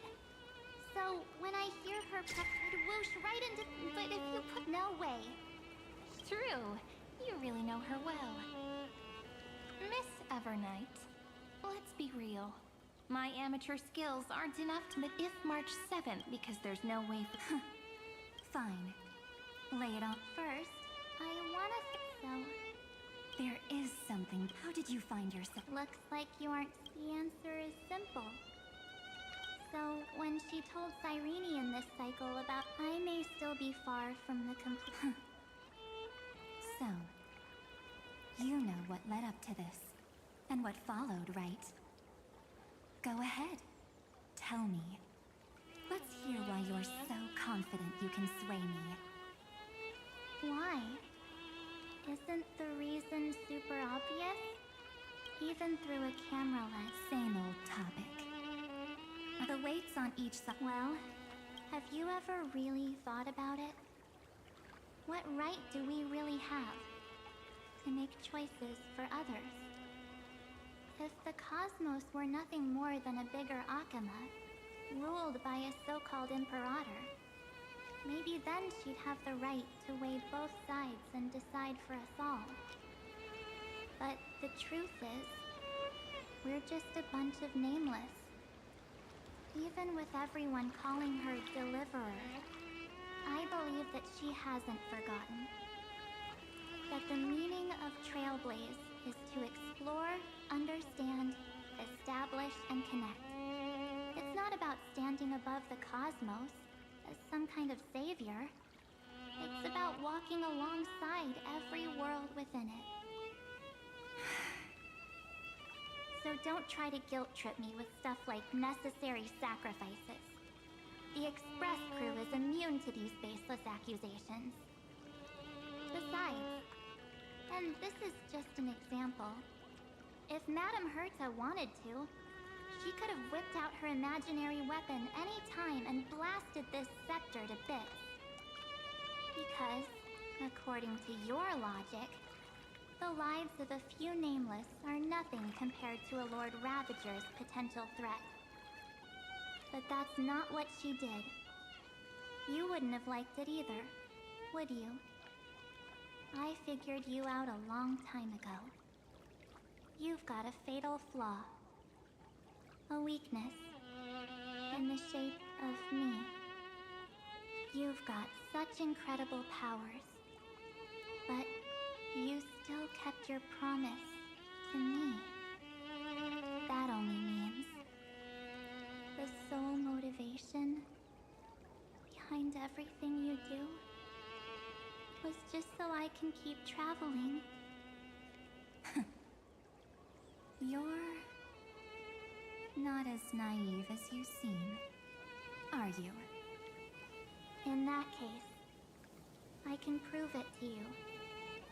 I won't answer for someone else, but for myself. Here, hold this. An empty spirit. If you want to seriously think about it, this thing actually counts as my body right now. Its memories are all drawn from the camera's photos. In other words, from my journey of trailblazing. While I was awake, you were always sleeping. So talking about this probably doesn't feel real to you. So, why don't I walk you through these memories all over again? The spirit turned into a journal? Yep, that's what memories are. You don't know where they are, and you don't know what you actually remember. But when you need them most, the forces that have once changed your soul are guaranteed to appear again.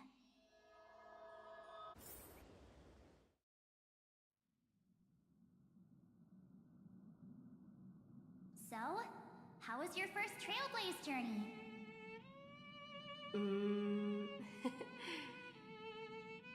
It was very fun. We should still be careful in the future.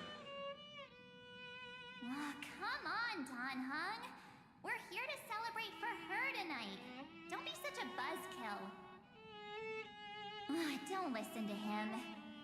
Listen, I am practically a Trailblaze expert.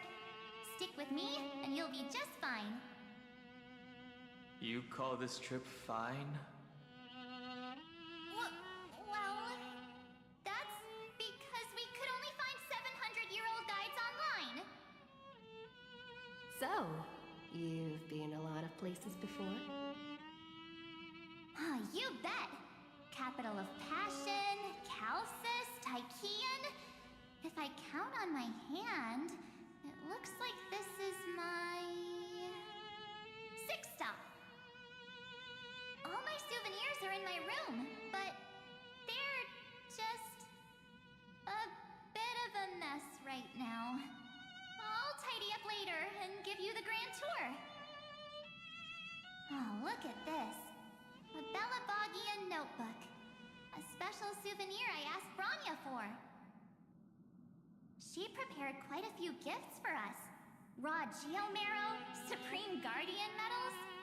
But I only asked for this little notebook. What's so special about it? The previous Trailblaze missions were all on super high-tech worlds. Forget about paper books. Even holographic projections were ancient relics there. Eurillo is completely different. Watching people record their lives with pen and paper, I finally understood why some still cherish writing journals by hand. It's just like calligraphy. Those deep emotions buried in human hearts can only be awakened through such seemingly thankless actions. Dan Heng, you truly embody both a fierce beast and a delicate rose. Anyways, that's what I thought too. A camera can only capture fleeting moments, but stitching those moments into a story, you've got to use your own hands. In other words, just taking photos isn't enough. They need a place to be displayed. Isn't the photo wall enough? I told you it's different. Besides, this little notebook is a memento of our first Trailblaze together with you. That makes it even more special. Anyways, the next stop is the legendary planet of festivities, Penacony. So, when we get there, I'll make sure sure we take tons of pictures together. Until the memory card's bursting. Fine by me. And one more thing. If I'm ever too busy to get off at a stop, this camera is gonna be in your hands. I don't want to miss a single trailblaze. So you all need to practice your photography skills until you're at least 80% as good as me. Got it? Back then, I was only half joking. I never thought I'd actually miss out. And after just 2 stops, too.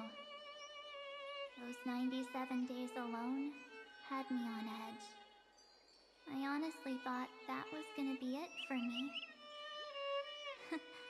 Thankfully, with my quick thinking and sharp planning, I managed to keep up with those 2. By hiding in the camera. So what? That's still trailblazing. The camera is my true form. That might have been a joke, but it came true this time. Well, yeah, it was super inconvenient. I couldn't help them when they were in danger. Couldn't complain when they talked total nonsense. And watching her snap a terrible photo, I couldn't even control the shutter. But I stuck with them all the way. Till where we are now. Together with them, I got to know this beautiful yet dying world. I claimed our first core flame on the Flame Chase journey. I met new companions, then bid them farewell. I inherited everyone's determination, carrying it forward into the future they fought for. One they can never see. Until my destiny becomes one with this world's, rewriting the predestined tragic ending, and returning to the true starry skies together with everyone. Only then can I pen the name March 7th. Into this hero's journey called Amphorius. Into this unprecedented trailblaze.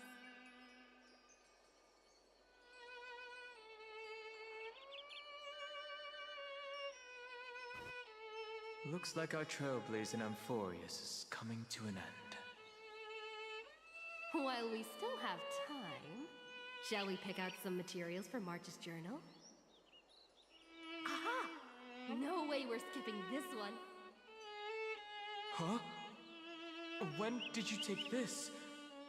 Wasn't the storage card full? I still had my phone. Scared now? Don hung the seal head. The first seed competitor with the ghost seal in the super duper fun seal slammers. I'm against including this photo, but suit yourself. I just think that a travel journal should mainly focus on documenting local customs and culture. Akama, Castrum Krumnos, the Grove. These shots are all pretty great. I have to say, your skills are almost on par with March's now. That's how awesome I am. Oh, right! How about this one? The Veil of Evernight. Orynyx, the Titan lurking behind the mist. Pretty epic, right? Is that actual mist, or just a motion blur from your shaky hands? Hey, that was a super tense moment. I only had the chance to take a quick one. We're lucky to have anything at all. Huh? Did you hear something? March 7th? Perhaps the photo captured a trace of time's divine power, which replayed echoes from your memories. All right then. Let's keep going. If March were here, she'd definitely have plenty of great ideas.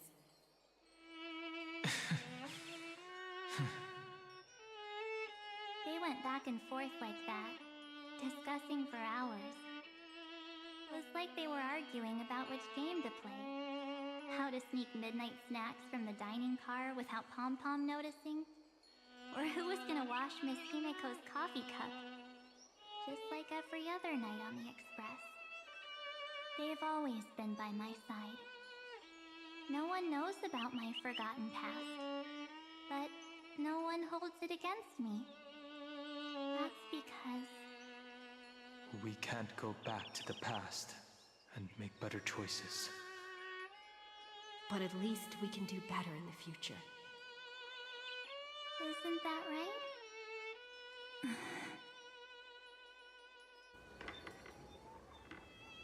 I still remember the day when you first put on these clothes and looked in the mirror. Your eyes were so clear.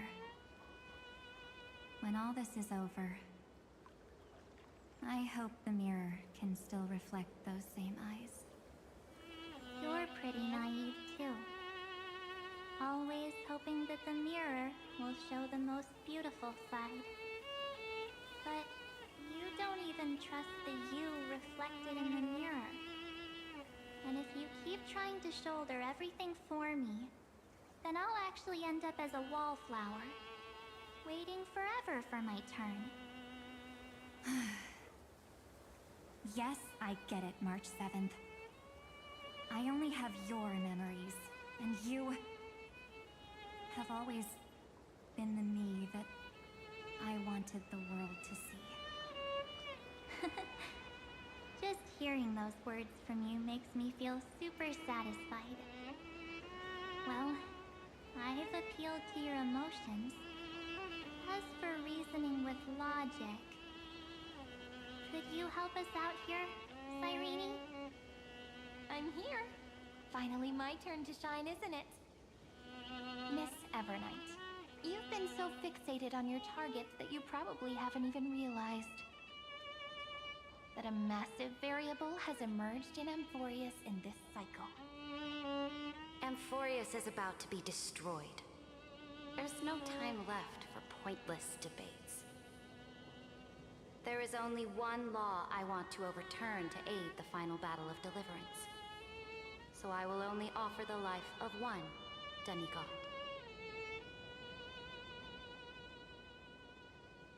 The Imperator added one extra rule to the final Era Nova at the cost of her life. That's how she can ensure Amphorius doesn't become a sacrifice in the cosmic conflict. Even if this world has to exist in the form of Iron Tomb, it will stand on its own among the stars, just as she had wanted. Oh, interesting. What does she want to do? Simple. If any anomaly occurs during the Era Nova process, all foreign elements will be eliminated immediately. Whether it's the Remembrance or the Trailblaze, and the 12 core flames will complete the final Era Nova through the purest form of destruction. A daring wager indeed. That ruthless Imperator. Could she have already sensed that the Remembrance was plotting in the shadows? No. You managed to fool everyone. There's no way she could have known your plan. Modifying this law was just a precaution, to prevent the Astral Express and the geniuses from betraying Amphorius after her downfall. But if you insist on doing this right now, then the Cosmos will undoubtedly face the worst possible outcome. My friend, Dan Heng, and March 7th will all merge with the Scepter and become a victim of the destruction.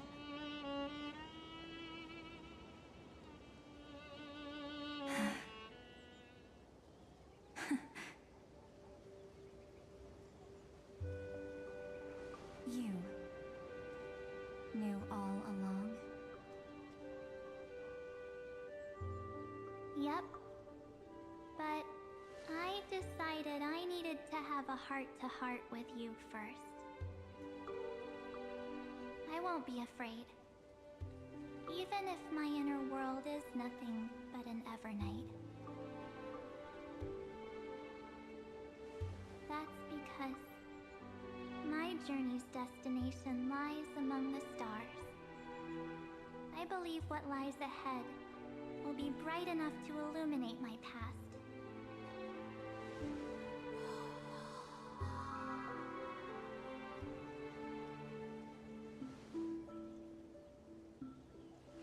Thank you for your coddling. But please trust me and leave it to me. Both my past and that obsessive oblivion will help me become even stronger than her and Dan Heng.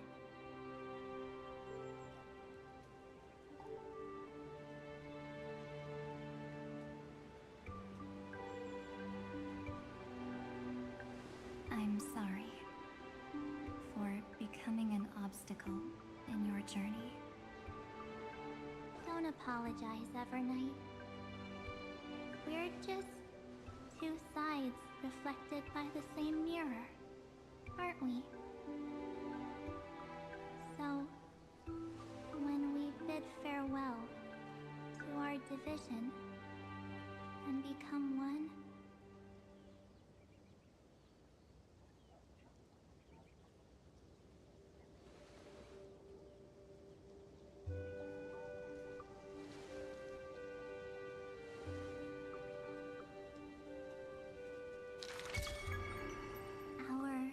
memories will only grow more beautiful.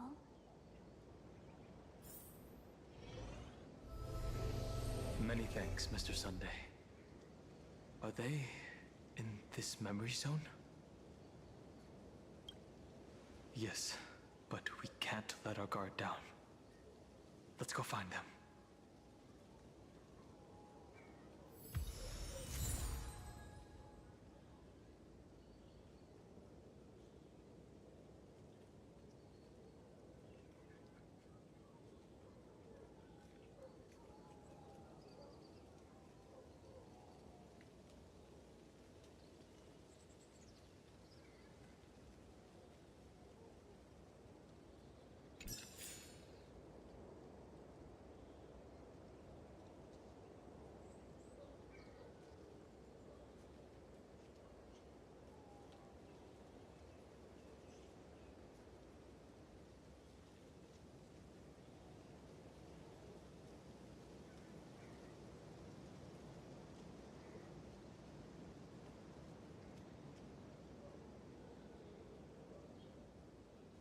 It's unusually quiet here.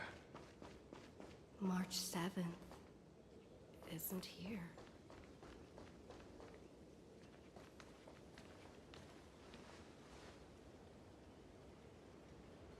Get ready. We can't give her any chance this time. Three of a kind. Two pair. Ace.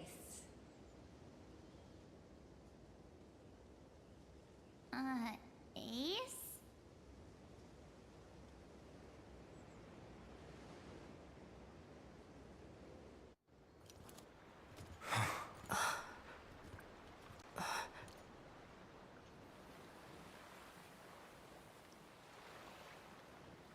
March?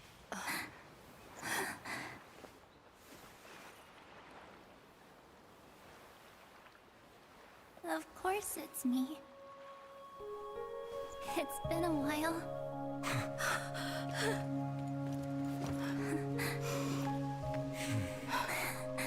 Welcome home, March. I'm back. Finally, I can talk to you all at last. You saved us, March.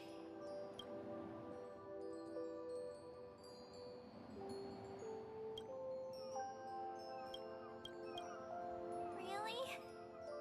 That's wonderful. I had so many ideas for our reunion. I was gonna sneak up from behind you when you weren't looking, tap you both on the shoulder, and then flick you each on the head. and shout, "What took you so long to find me? Don't you know how to move faster?"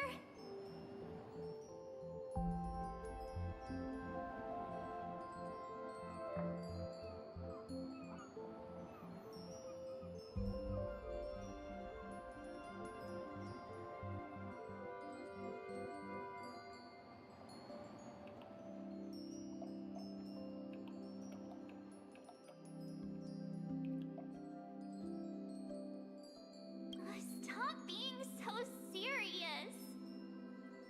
Oh, I'm just so happy. We both know that you've been by our side this whole time. This Trailblaze journey wouldn't be complete without you. We'll not only trailblaze into the future together and save the world, we'll also return to the Express together and head towards our next destination. After we complete this trailblaze, let's hold hands and head home together. If a new life is to be born, its seed has to be dead. March 7th.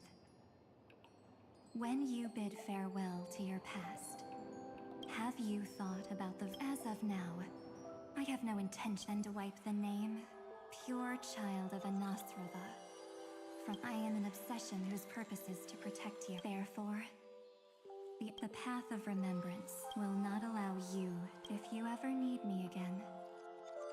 Feel then trailblaze through oblivion shall keep watch over your past.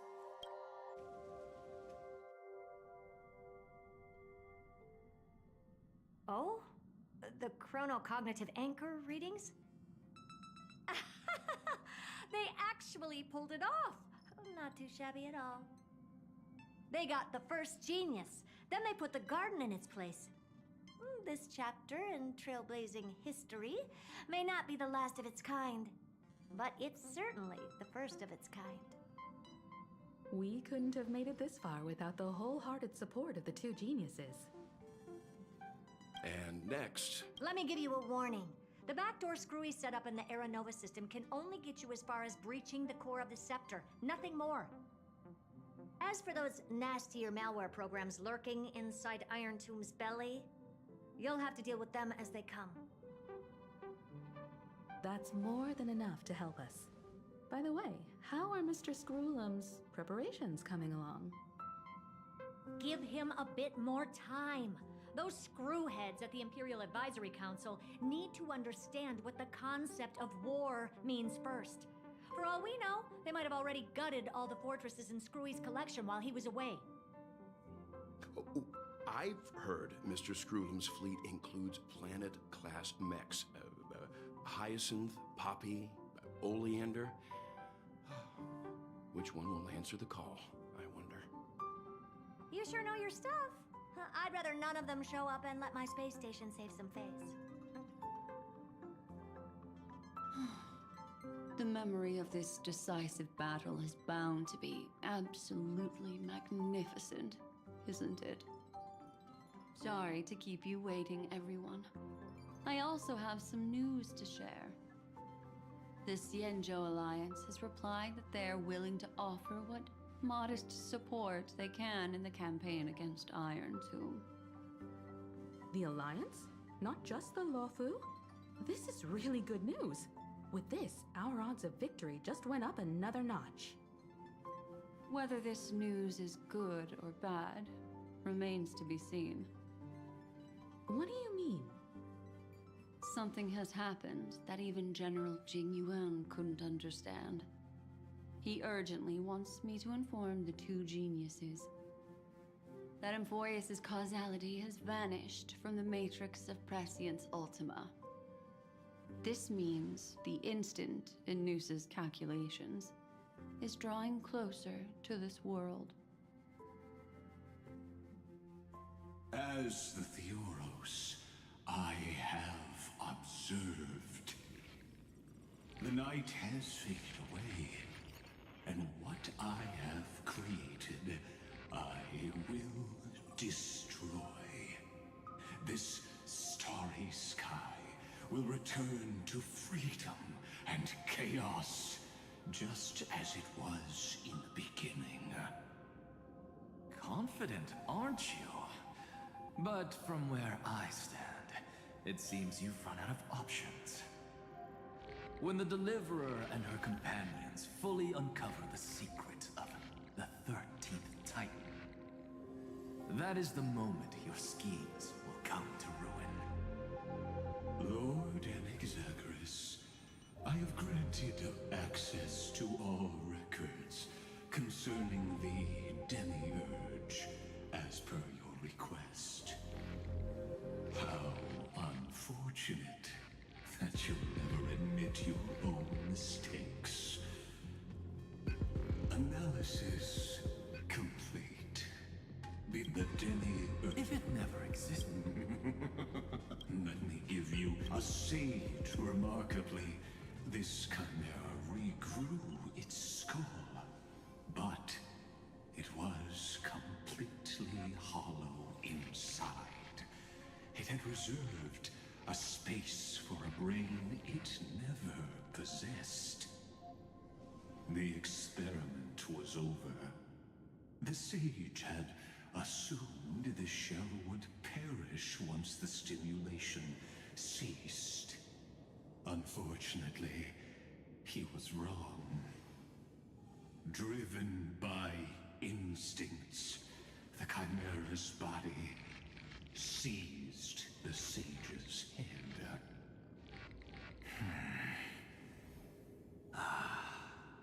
So that's it.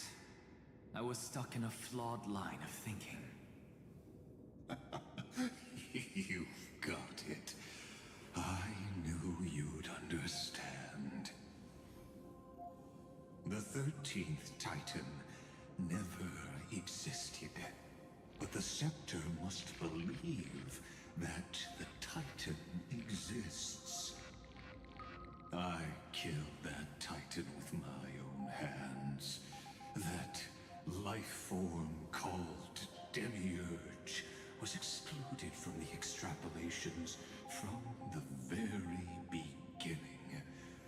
This is the only way to make Iron Tomb complete. Yes, Iron Tomb is a headless giant. And to become whole, instinct will drive it to seize another head. Noose. The erudition. Your Titan. The Eon of Erudition. I see. So you were afraid after all. Afraid of history repeating itself. Of losing control over your creation yet again. You had to resort to turning it into a mere puppet. I shall shackle God with my own hands. Iron Tomb will connect to their body, infiltrate their mind, and guide all their extrapolations toward the destruction. I hear it. The tolling of the Doomsday Bell. After 13 heartbeats, my first and final thesis shall converge at the end of the universe. As for why I buried the Demiurge in a corner of my memory, oh, regrettably, the answer wasn't about fear. I simply forgot long ago. Nothing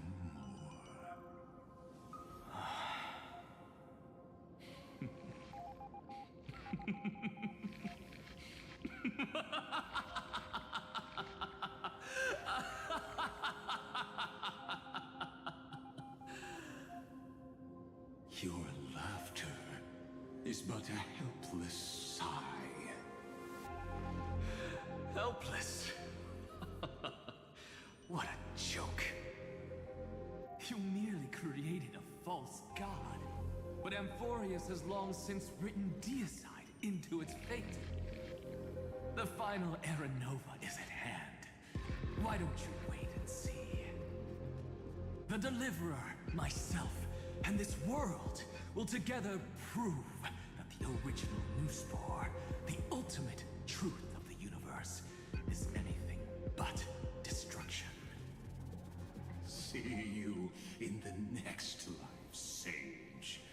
If there's even a 1 in 10,000 chance your conjecture's correct, then, in the name of genius, I shall most certainly witness its failure.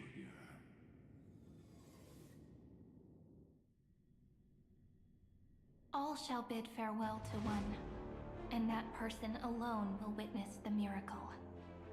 Such is the will of fate. But this time, it will be the final flame chase journey. The epic with endless cycles is about to end. The extrapolations of the erudition, the core flames of the destruction, and the textures of the remembrance. The three paths converge once again at the world's end. And the Trailblaze will write a new beginning for this world. Not only that, we'll also carry the history of all 30 million recurrences into the new world with us. It wouldn't be an exaggeration to call it a miracle. This miracle wasn't created by just one person. Finan would have long been consumed by the core flames if he hadn't chiseled his companion's dying wishes into his soul. And if the heroes resolved to chase the flames had wavered, Cyrene's journey would never have begun. The heroes never yielded and never fell during Euphorius' 30 million cycles. It was fate that fell instead.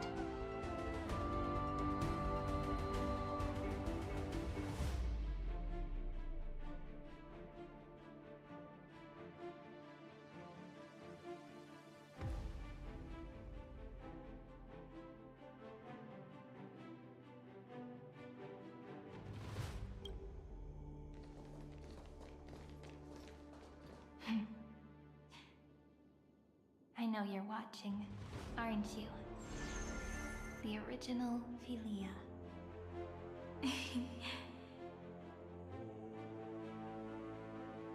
Weird. I still couldn't recover the memories of these 30 million lives in the end. But that doesn't matter anymore, right? I will make the same choice as you, because that's just who I am, and I will always have my charm.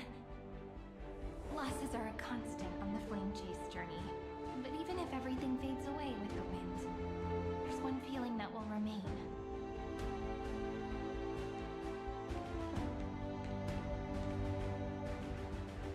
Love will always exist, right?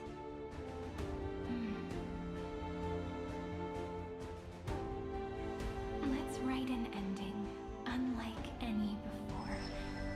For this world we so deeply love.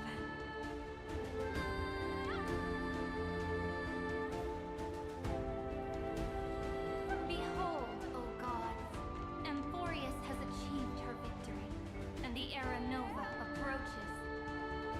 The radiant soul has arrived, having walked through the bustling night, bearing the golden fire and blood, stepping with pride into daylight.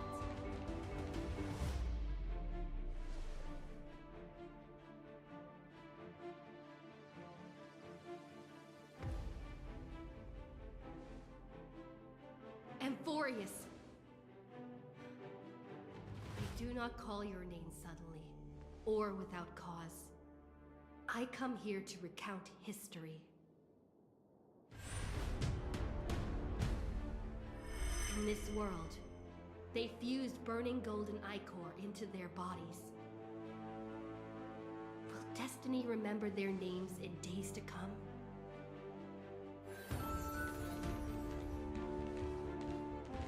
Isn't that gonna be way too many names to remember?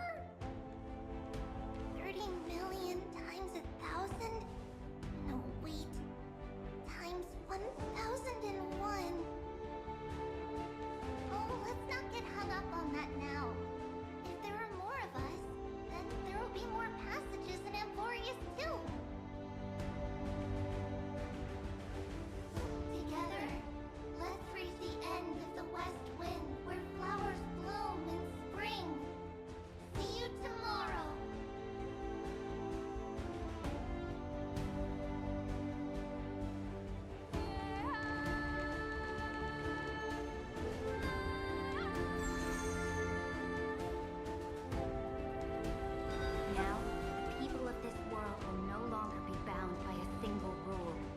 will make their own laws.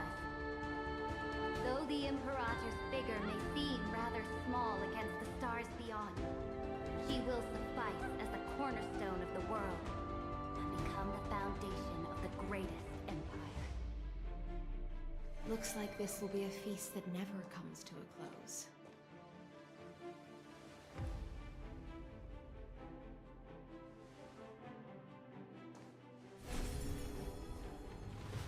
May the fish never leave the ocean.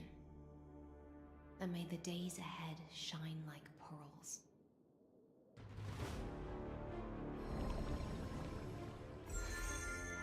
May the gentle sky watch over all beings. There'll be no more distinctions of status or rank. Only you, me, and everyone's shared hopes. Reason or defects, they will all be sown by my own hands. If there's anything else to say, I urge future scholars not to put me on a pedestal. Just make use of what I leave behind. May the newborn dawn keep the world's eyes ever bright. Their defiance may be bitter. Romance shall never perish.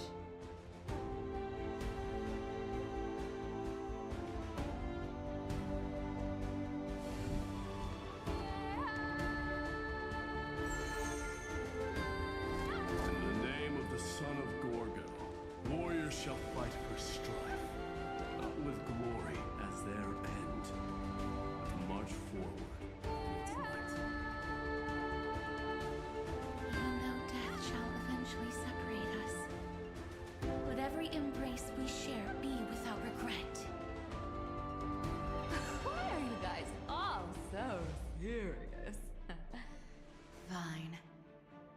Then I'll wish for there always to be water in deserts, and gold in fertile soil, and for everything in this mortal realm to be attainable through trickery.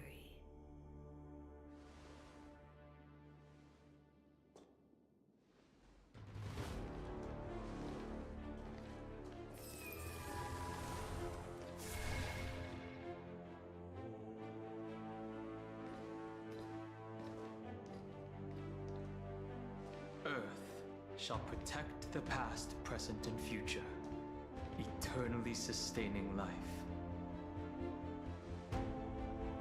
Is it my turn? Then let time watch over the past and guide us to the future.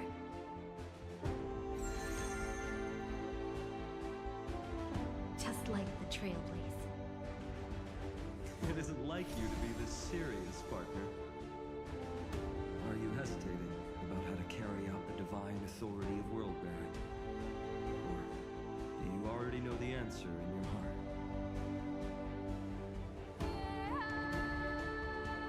That's right. Just keep moving forward. In your own way. Bring a true dawn to Emporius.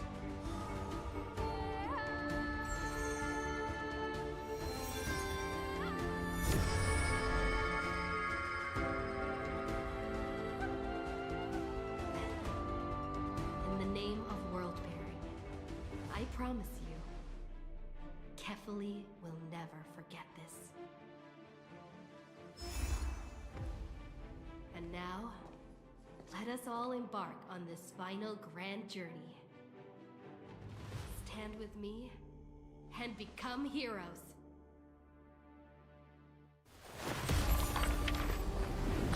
Turn over this nearly eternal page.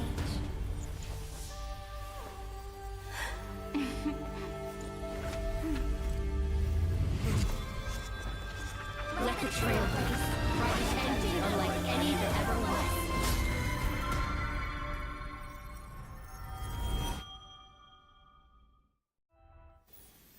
In the legend's ending, the world was pure chaos. Then the gods cast down the core flames, and the Titans were born within. The destruction's black tide fell to the ground, as Doomsday's distant reckoning resounded. Yet still, there were giants who chased the flames, leading the way in the grand undertaking of Trailblaze.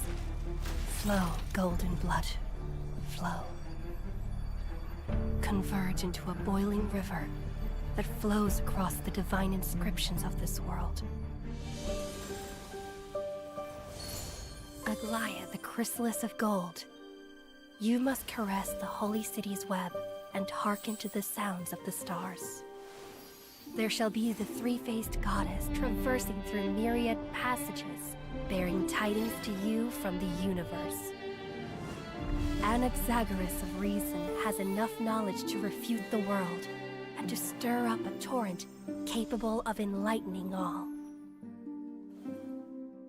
Go seek the holy maiden who severs dawn from dusk, and let the sky become the slumbering cot from which she wakes. Make him return. Mightymost, the lance of fury, pierce the enemy's king with Kremnos' heroic souls. Set her at rest, Cyphra, the coin of whimsy. Command the frozen fate to once again flow. And that hand of shadow, Castoris, the master of the River of Souls. She has been granted the right to embrace and warm new life. Now blossoms at her fingertips. You will hear the chalice of plenty reverberating through eternity. You will see the Veil of Evernight visiting before the break of dawn. Until the journey's end, when all beings reach the end of the earth. And the nameless new king ascends the throne alongside countless heroes to embark on the grand mission of deliverance. I have witnessed the distant past, where the blazing sun once etched the footprints of humanity. The children of humanity, known as the Chrysos heirs, have restored the gods' core flames and once more upheld the world. Losses are a constant on the flame chase journey, among which even life itself holds little value.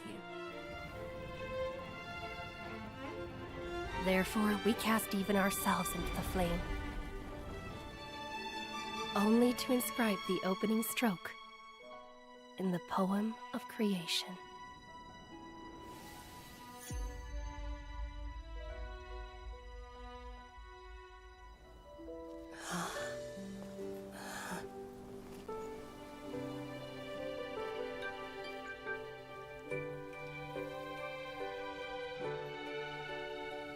Of course, this will be a romantic story like none that has come before. You think so too, right?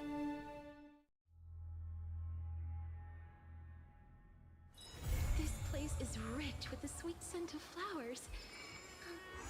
Can we stay here for a while longer?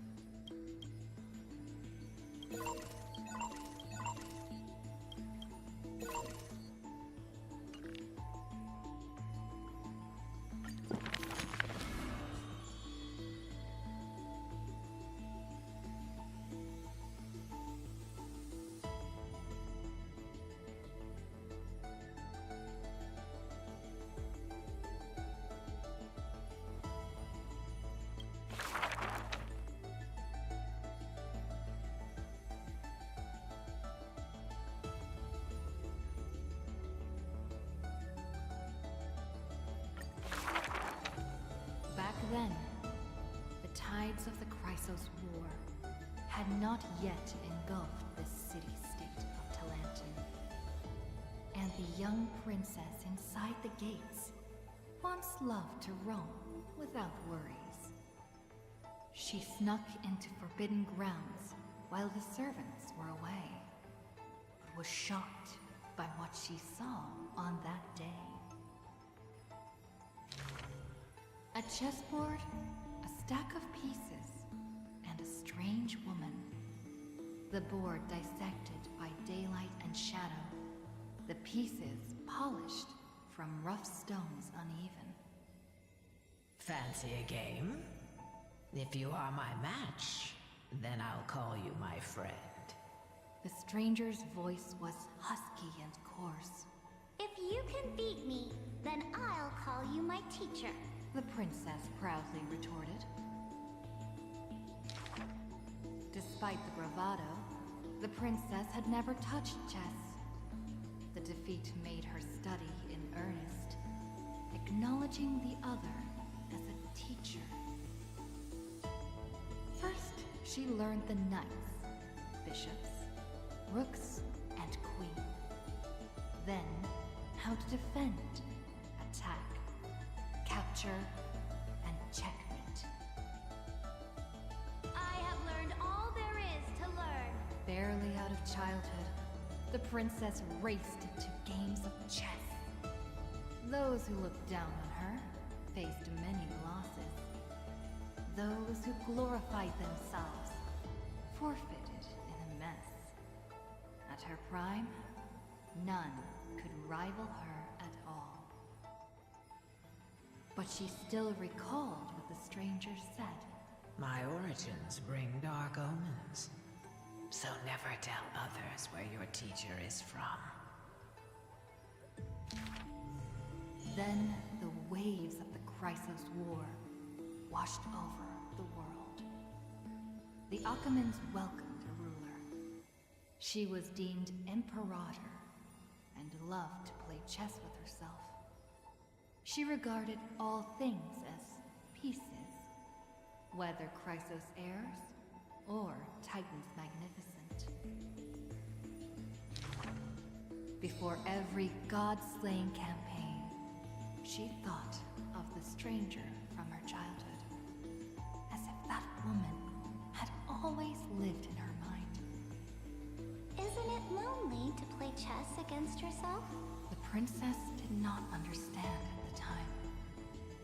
But now, she who bore the crown finally realized the flame chase's beginning was like fuel being tossed onto the fire.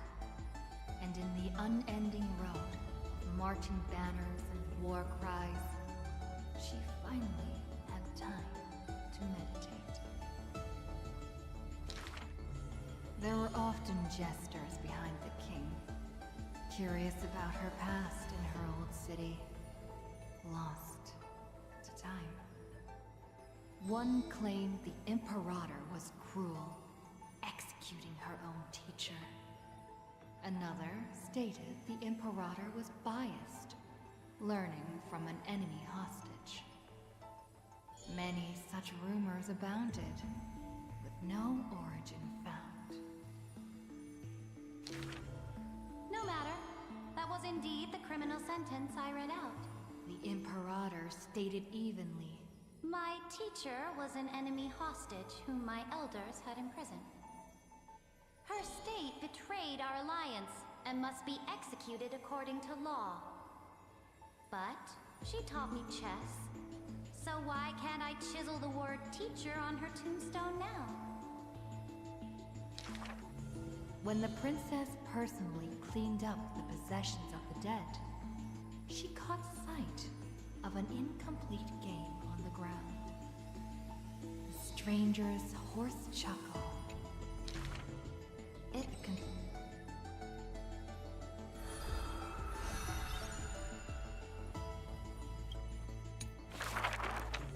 The Imperator's armies stormed into the northern states for the first time, passing through city gates scorched by war. Another tyrant still! So exclaimed the The rock tossed from up high hit the girl's crown. The crowd shrieked and retreated, fearful of the ruler's flames of fury. The girl reached out, not to straighten the crown on her head, but to help up the child shivering in dread. I heard in the old laws of this land, whoever assaults the crown shall be punished. But after this,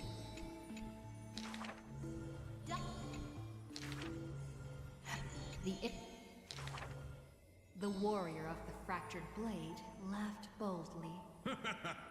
Our sovereign is good at open strategies and struggles with trickery. But where is that live fish? The Imperator replied with a chuckle. her? She probably disliked the scent of cats and submerged herself in the baths. The years spent with her dukes didn't seem too far distant. The went up.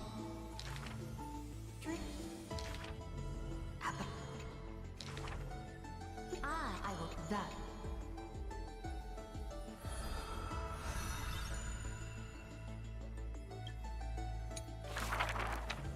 I dreamed that the Imperator statue stood before the world-wearing altar, her gaze level with that of the gods. Then blood gushed out from the statue's orifices, and the people, in cheers and elation, washed their hands in that golden blood. The tyrant's life will end with violent death. None will weep, and all will cheer as her statue topples. She will die before the dawn comes. A vengeful aristocrat. We can't... Duncan. And for the she but elect. Please record the truth of just as now I have personally entered my end. A self-flagellation. Let the boiling gold covering the holy city be stamped with my name. For I am certain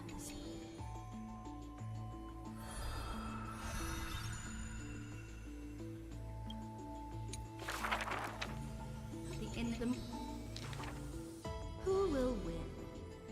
The immortal faithfuls of the Aeon of Abundance? Or the storms dancing between the chessmaster's fingertips? The pawns slay the birds, the knights trample the wolves, the rooks smash the trees, and the queen severs the head of pestilence. in the name of Amphorius, I will grant eternal rest to the immortal. The Cienjo lays forth the ocean's tribute, which the monarch grants to her loyal Gladius. And upon that knight's sorrow-marked visage appears a smile, precious and rare. Who will win? The raging waves of war from the Aeon of Destruction, or the sharp blades of the Empress that has never tasted defeat? Even in the face of the power that swallows the stars, neither monarch nor subject faltered. They would prove their golden blood outshines the lifeblood of the gods themselves. In the name of Amphorius, I will grant destruction to the destruction. The monarch's core flame supplants the flames of annihilation. Soldiers drink deep of the golden blood of the blemished one. She has slain the wellspring of tragedy, once again usurping destiny. Who will win? The light of the esteemed gods beyond the sky, or the core flame lighting up the world in the Imperator's heart? The fury of the stars surges forth, boiling at the edge of the Galactic Empire. Mighty factions will surge into her realm, yearning to seize back the splendor of old. In the name of Amphorius. Chuckling, the Imperator top... Bit who?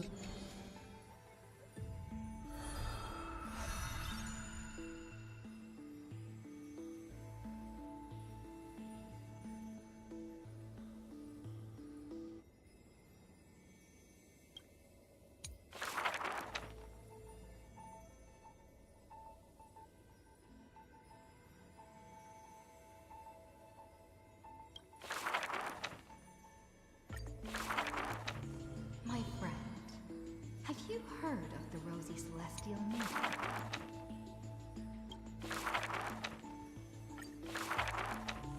My friend, have you heard of the Rosy Celestial Maiden? Whether in a corner of the archives, or in the depths of a cave, she had some... Oh, mysterious and beautiful Celestial Maiden. How I wish to turn into a slate. Many click...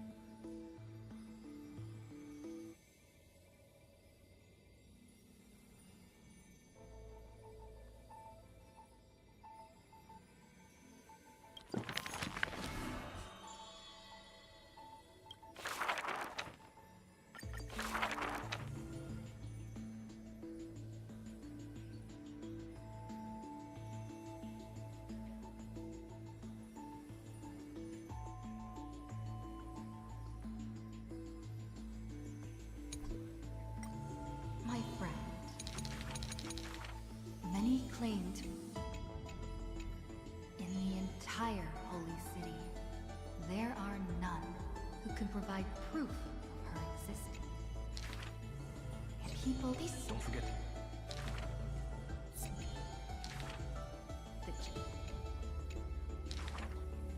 Will the requisite after...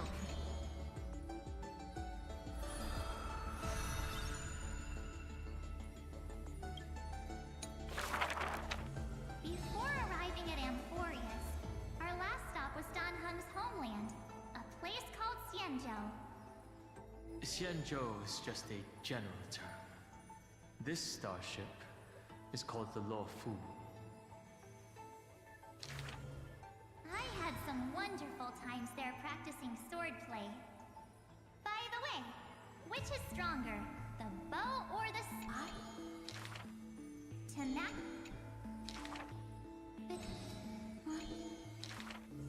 Hard work pays off. This girl's been up at the crack of dawn every day, and finally defeated countless formidable foes. I can testify. March really did defeat countless training dummies. Those wooden dummies aren't exactly easy to break. It takes real skill. Every hero's story needs a villain. And when it comes to the... During the decisive battle, I defeated Scott with my epic move, Stop... There's still some space... The floor...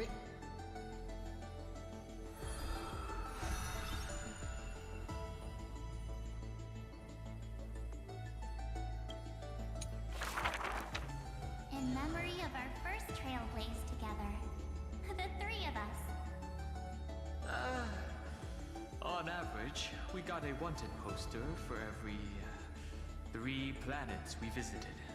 If I could have used my hidden powers back then, they wouldn't have dared to draw me this ugly. Playing hide and seek with Hook was fun. Those kids under her command have quite the hidden talent. When both players in hide and seek are experts, it will turn into a contest of who can last longer without food. On the day the overworld and underworld were connected, I too took a seat on the first cable car. The chairs were so hard that day, my butt was killing me. Let me teach you a trick. Just keep standing instead. Then how could I call that taking a seat? For the sake of walking smoothly towards tomorrow, we sealed away the truth of the decisive battle, along with our memories, in a box. The juice that day was delicious. I want to drink it again. Ugh, that's Jim Roger bread soda. And what's with that March 7th themed blue and pink coloring? That's just food coloring. Hey, you two! Don't ruin the nostalgic mood! Visiting Yurillo again for the Soulborn Festival, I put on some pretty clothes specially for the occasion. Oh, look! Don't I look like a princess? So that's how you've seen yourself all this time. I want to change my clothes and become a devil too. Little ice bear. A sweet little Snow White ice bear. I wonder if it's found any friends yet. I think I saw it a minute ago. Hey, why don't we turn it into a universal social media star?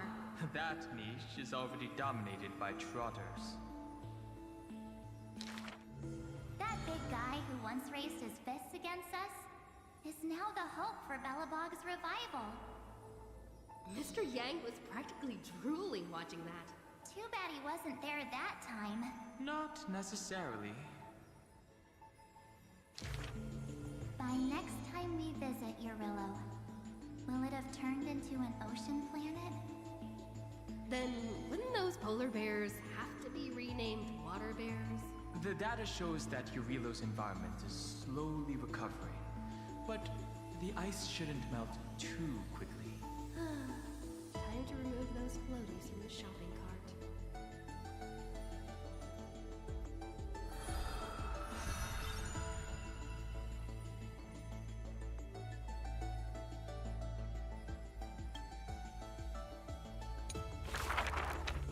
I heard I was once frozen in this ice block, drifting all over the universe. That's one way to go on a cosmic hitchhike. If the conductor hadn't hit the brakes back then, I probably would have punched a hole right through the car, huh? Stop being dramatic. The Express was the one that actively scooped you up. I remember there was some six-phased ice left after it melted. I used it to make a little figurine.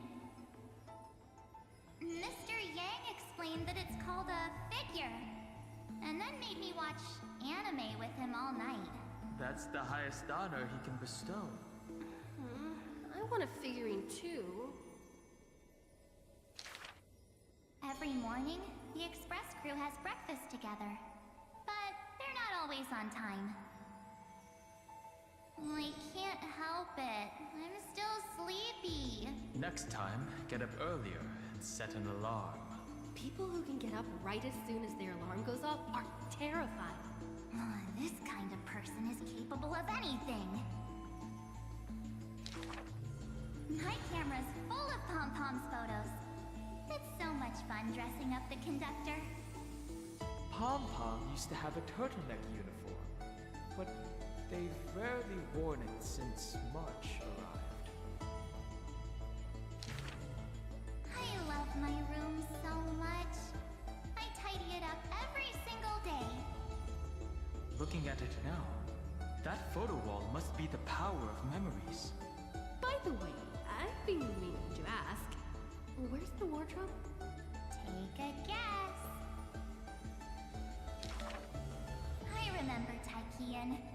my most trailblazy of trailblazes. That grand debut cost me quite a few credits. So? What exactly happened? I saw a ball by the road, so I just casually kicked it. And then, bam. It flew right into the ceiling, through the venue. And scored 100 points, too! We'll travel together forever and ever. That line sounds familiar. Memories weave the past, bit by bit. They stretch long behind me, like shadows on the path I've walked. I wonder, what stories will the future me create?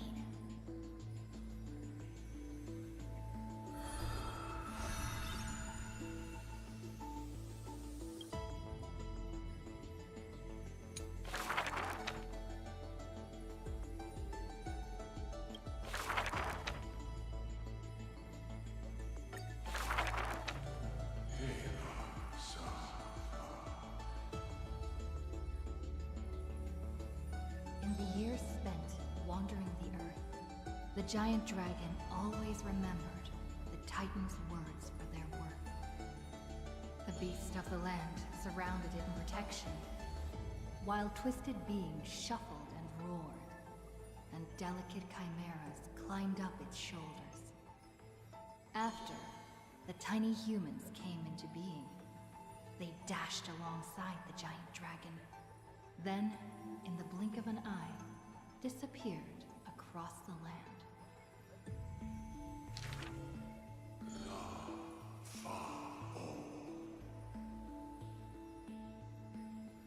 Yet, the deep irises of the giant dragon saddened in gloom. The ancient creature saw, earlier than the Titan did, hidden in the deep ocean, the incoming doom. The giant dragon recalled, at the moment that strife was born, the chalice of plenty sighed, and the heretical tide spread from the seabed.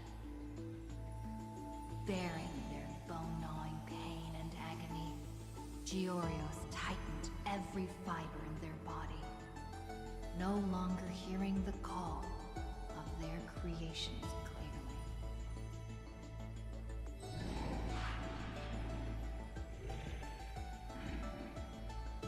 The giant dragon once swore an oath at the Titan's breast. And now, the dragon silently turned and departed, leaving the plateaus and mountains of a secluded world, and entering the bustling cities humankind crowded. Thousands of years later, the giant dragon realized those tiny creations of Kefali had rooted their civilization in time. How can there be such a huge Dromus? Dromus? No, that's a walking mountain of gold. Curious residents were amazed at its appearance, while greedy brokers calculated its value. Yet, the giant dragon simply walked in leisure, not harming a single building of any stature, nor paying heed to anyone. It quietly listened to the people's language, and its form dissolved in the flames of war. Many years later, Aquila closed their eyes, and the giant dragon's steps were finally halted. A swordmaster who broke the waves stopped its way, and a ruler, commander of the chessboard, looked up with inquiry. Are you the Dromus that has been attacking all states? The commander invited the giant dragon to hunt the divine flames together. The giant dragon nodded, but it did not look at the commander. never mentioned where it came from. Its timeless sight had already seen past the Flame Chase's final plight. Giorios shall be executed here! The Titan, in a painful daze, closed their eyes with a sigh.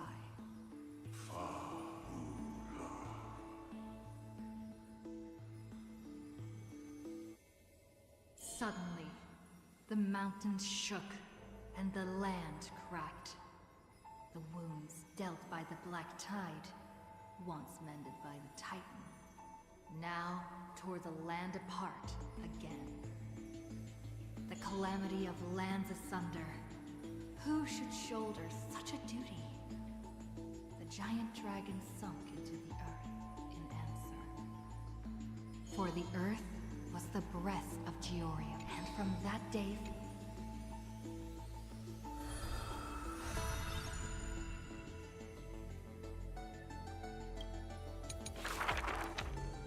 another century of the Krytos War. Rust, wails, and the blood of living souls seep into the earth, into the giant dragon's decaying bones and flesh. The trembling bedrock is the giant dragon's eyes. They see Dromuses reduced to laborers and food. Mythical beasts turned into weapons of war. War and flames extinguish all their siblings. Yet the giant dragon is powerless, left only with bitter silence and memories filled with guilt. For Earth's trial is to bear the anguish of every living being that walks its surface. Upon the edge of Doomsday, the giant dragon's will lies shattered, its scales broken.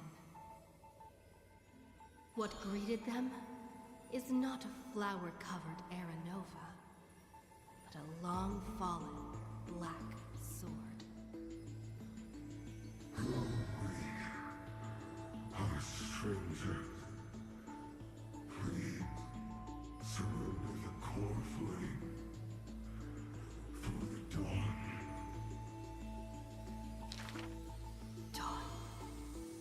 Dawn? If this puppet of destruction yearns for dawn, then what awaits at the end of the Flame Chase? The torment of the Black Tide, the sacrifice of their kin. Is it an undeserved destiny, or merely a futile lament?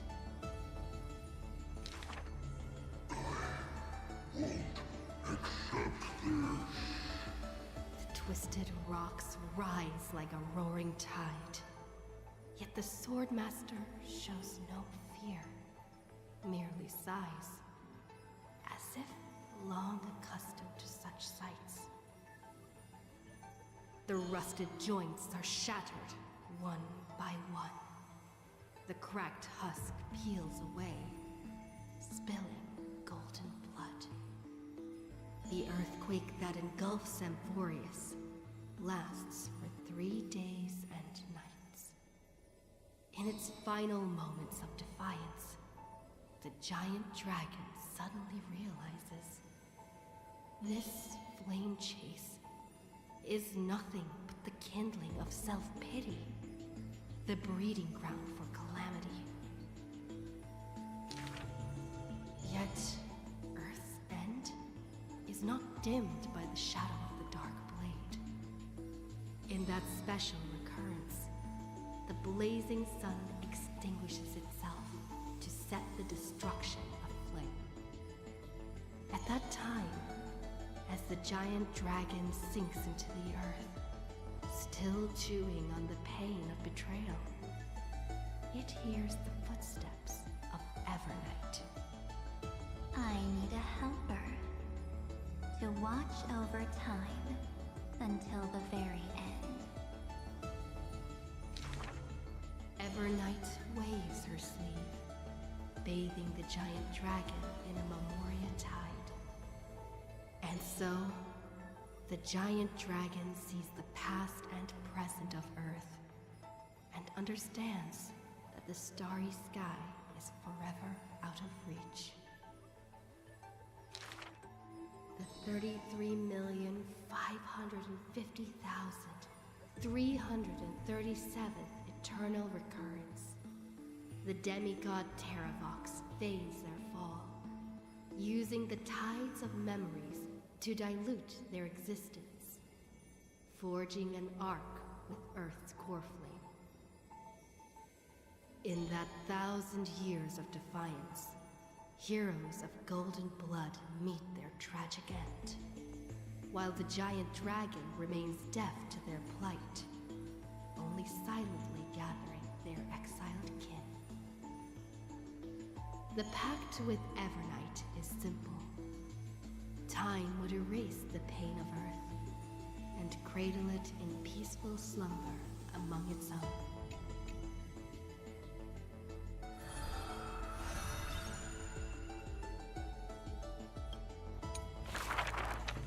The flame-chasing heroes once scorned the giant dragon, for they refused to crush any foe beneath their feet. Oh, foolish Earth Beast. A heretic who refuses to serve the flame chase. After staying for several days, the giant dragon bids farewell to the Imperator. The glory belongs only to the children of humanity. You are a benevolent beast.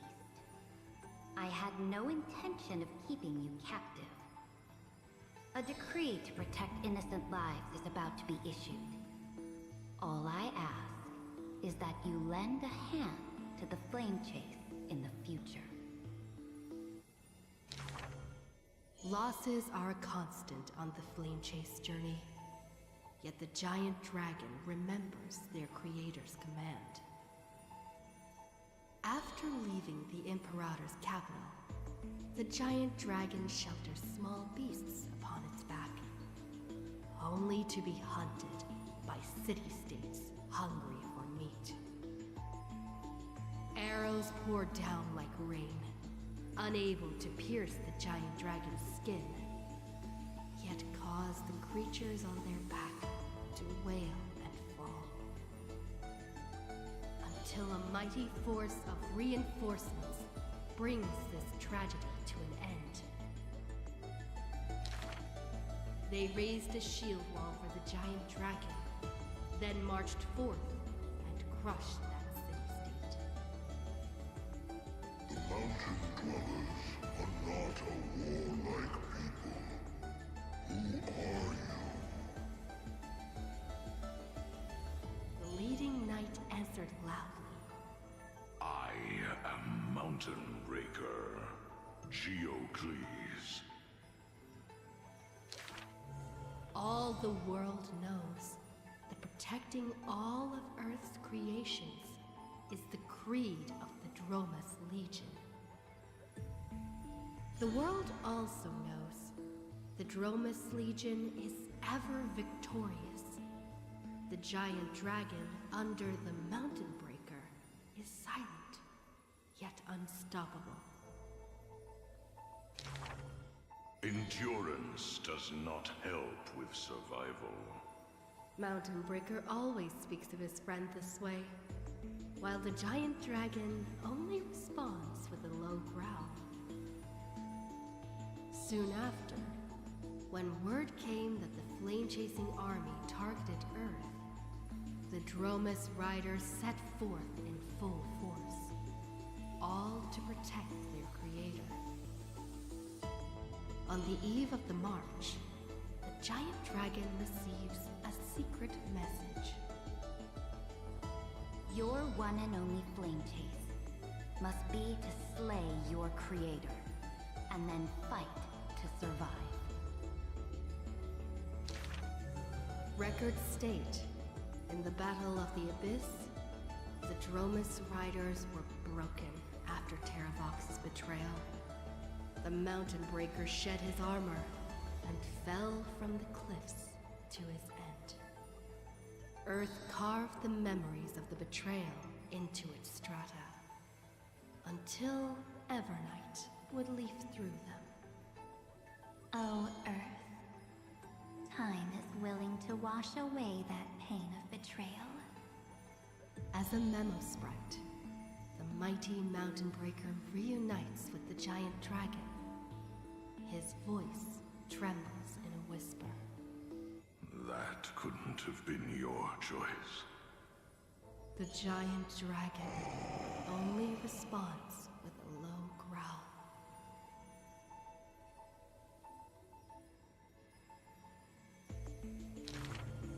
The giant dragon and their comrade dwell in the abyss for 1,000 years, until the Azure Dragon returns from among the stars, stirring up the dust of destiny.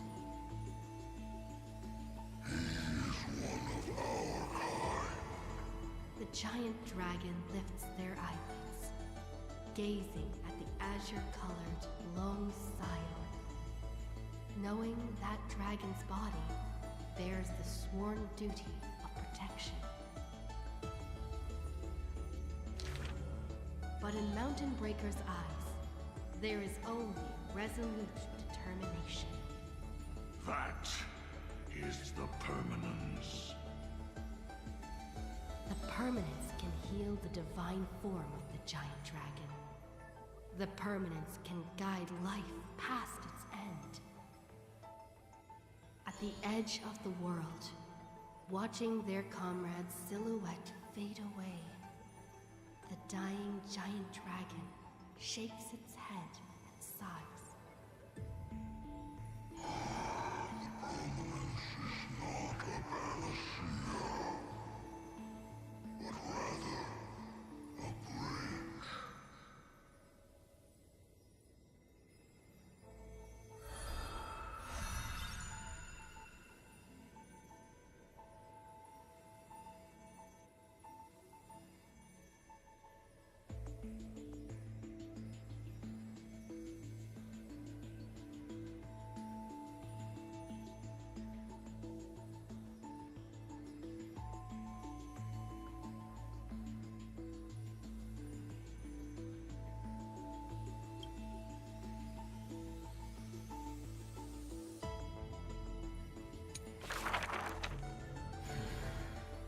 Years later, gazing up at the vast starry night sky, I often ponder, what does the permanence truly mean?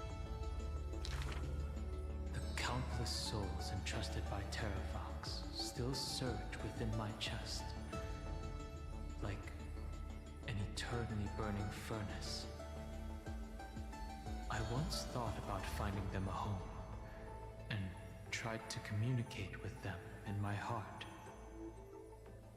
And yet, the living beings of this world, they are now inseparable from me.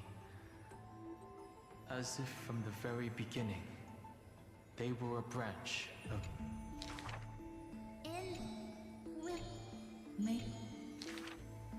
No matter what he becomes, Dan Heng.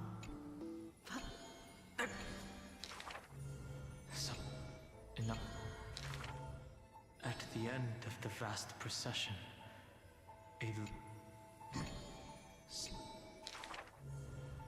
on it meant it. Perhaps the furnace in my chest still pulsed. It was...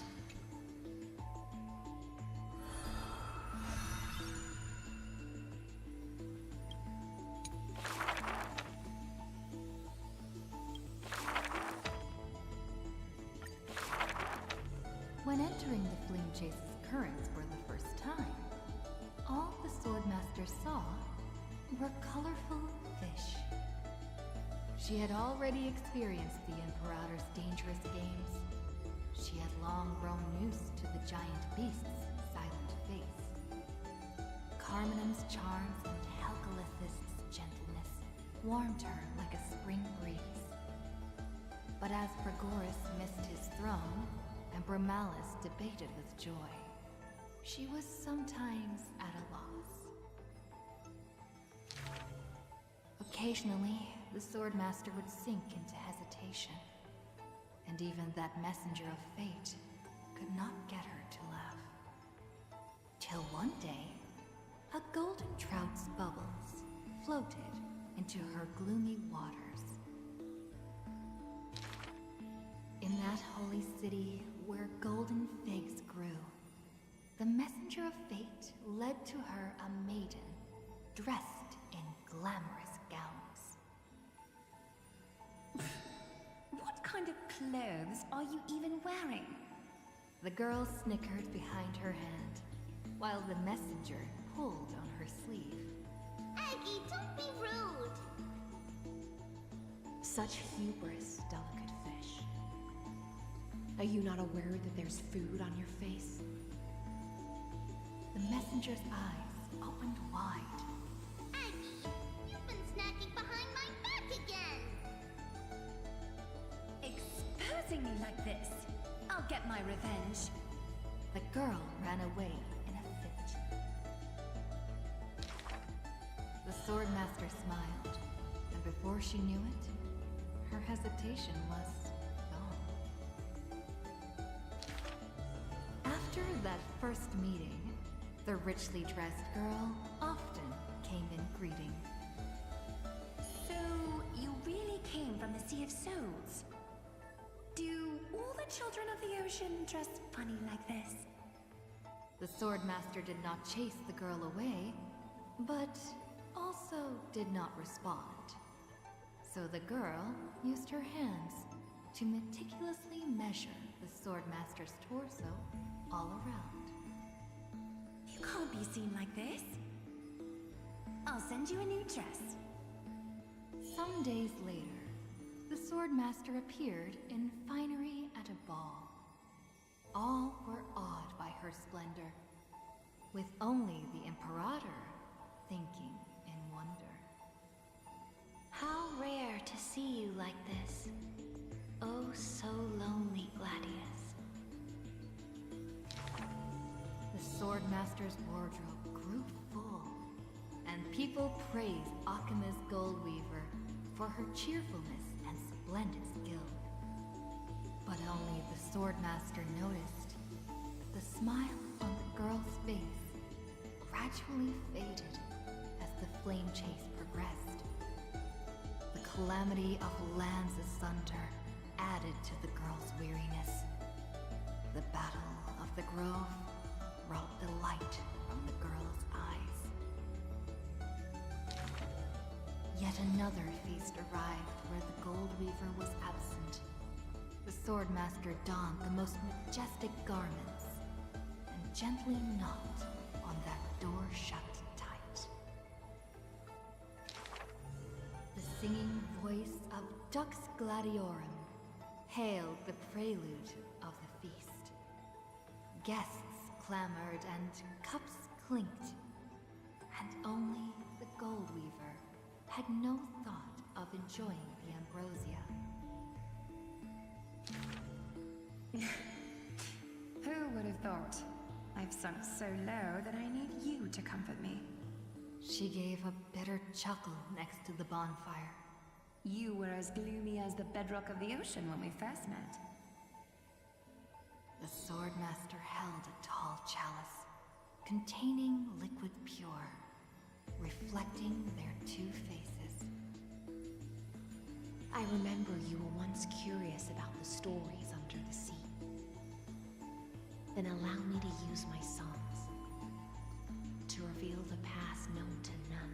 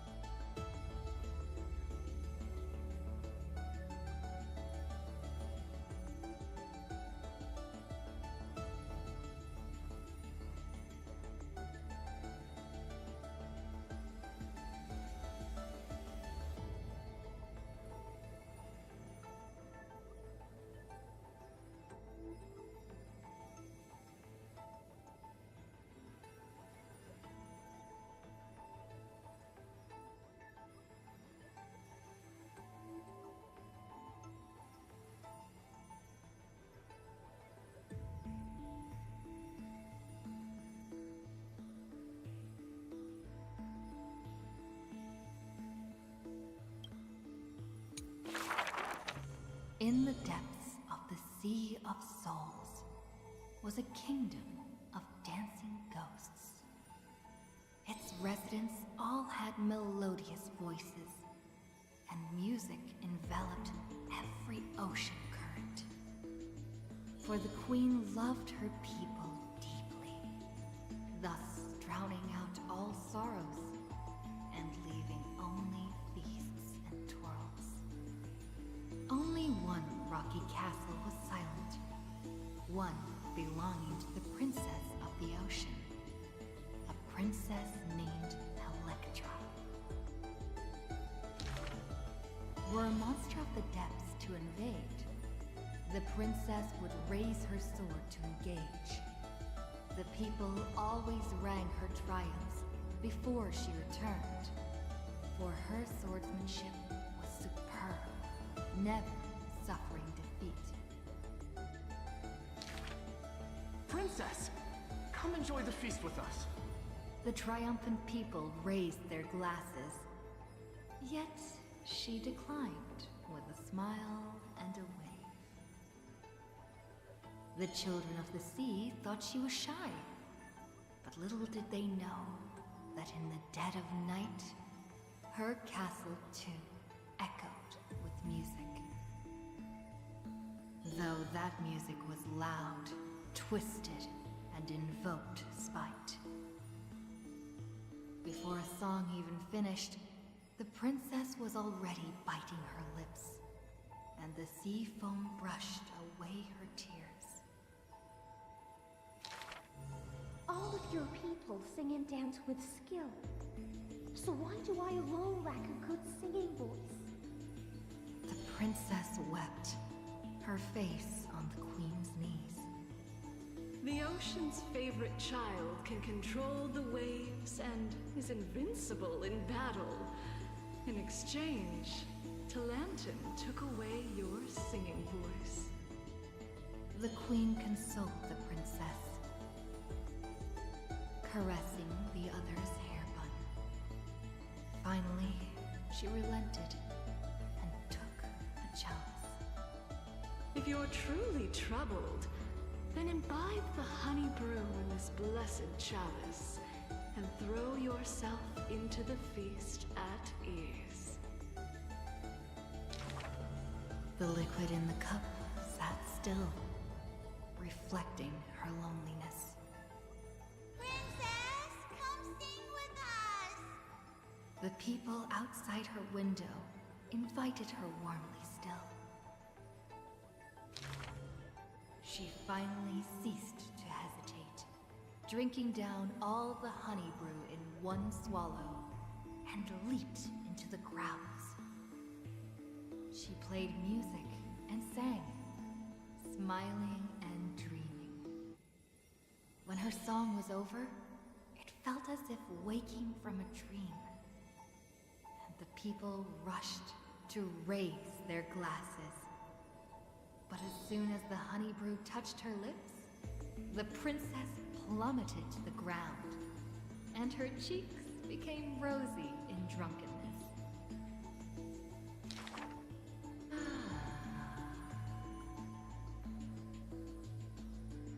The whispers of the ocean filled her ears, as the princess fell drunk again and again at the prelude of a feast.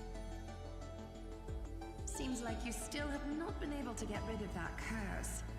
The Gold Weaver softly took the cup away from her hand. If you want to enjoy yourself to the fullest, then leave this honey brew till the very end. She smiled, then tilted the cup towards the Gold Weaver's lips.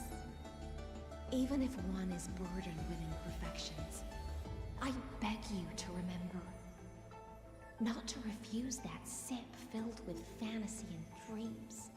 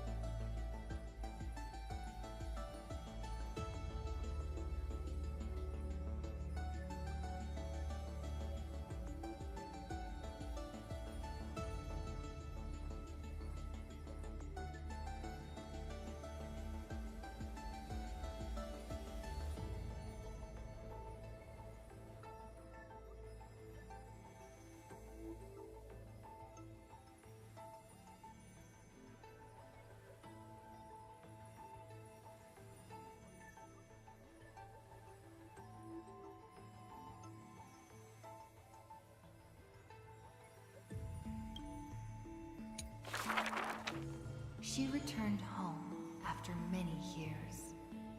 The princess of the ocean stood alone with her sword drawn, stepping over the blooming blood of her peers.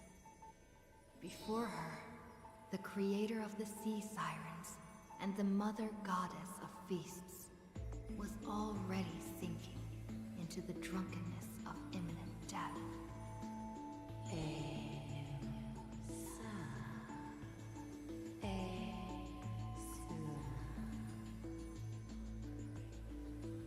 When the blood pact of the law won over the ocean's core flame, the sea siren once again lost her melodious voice.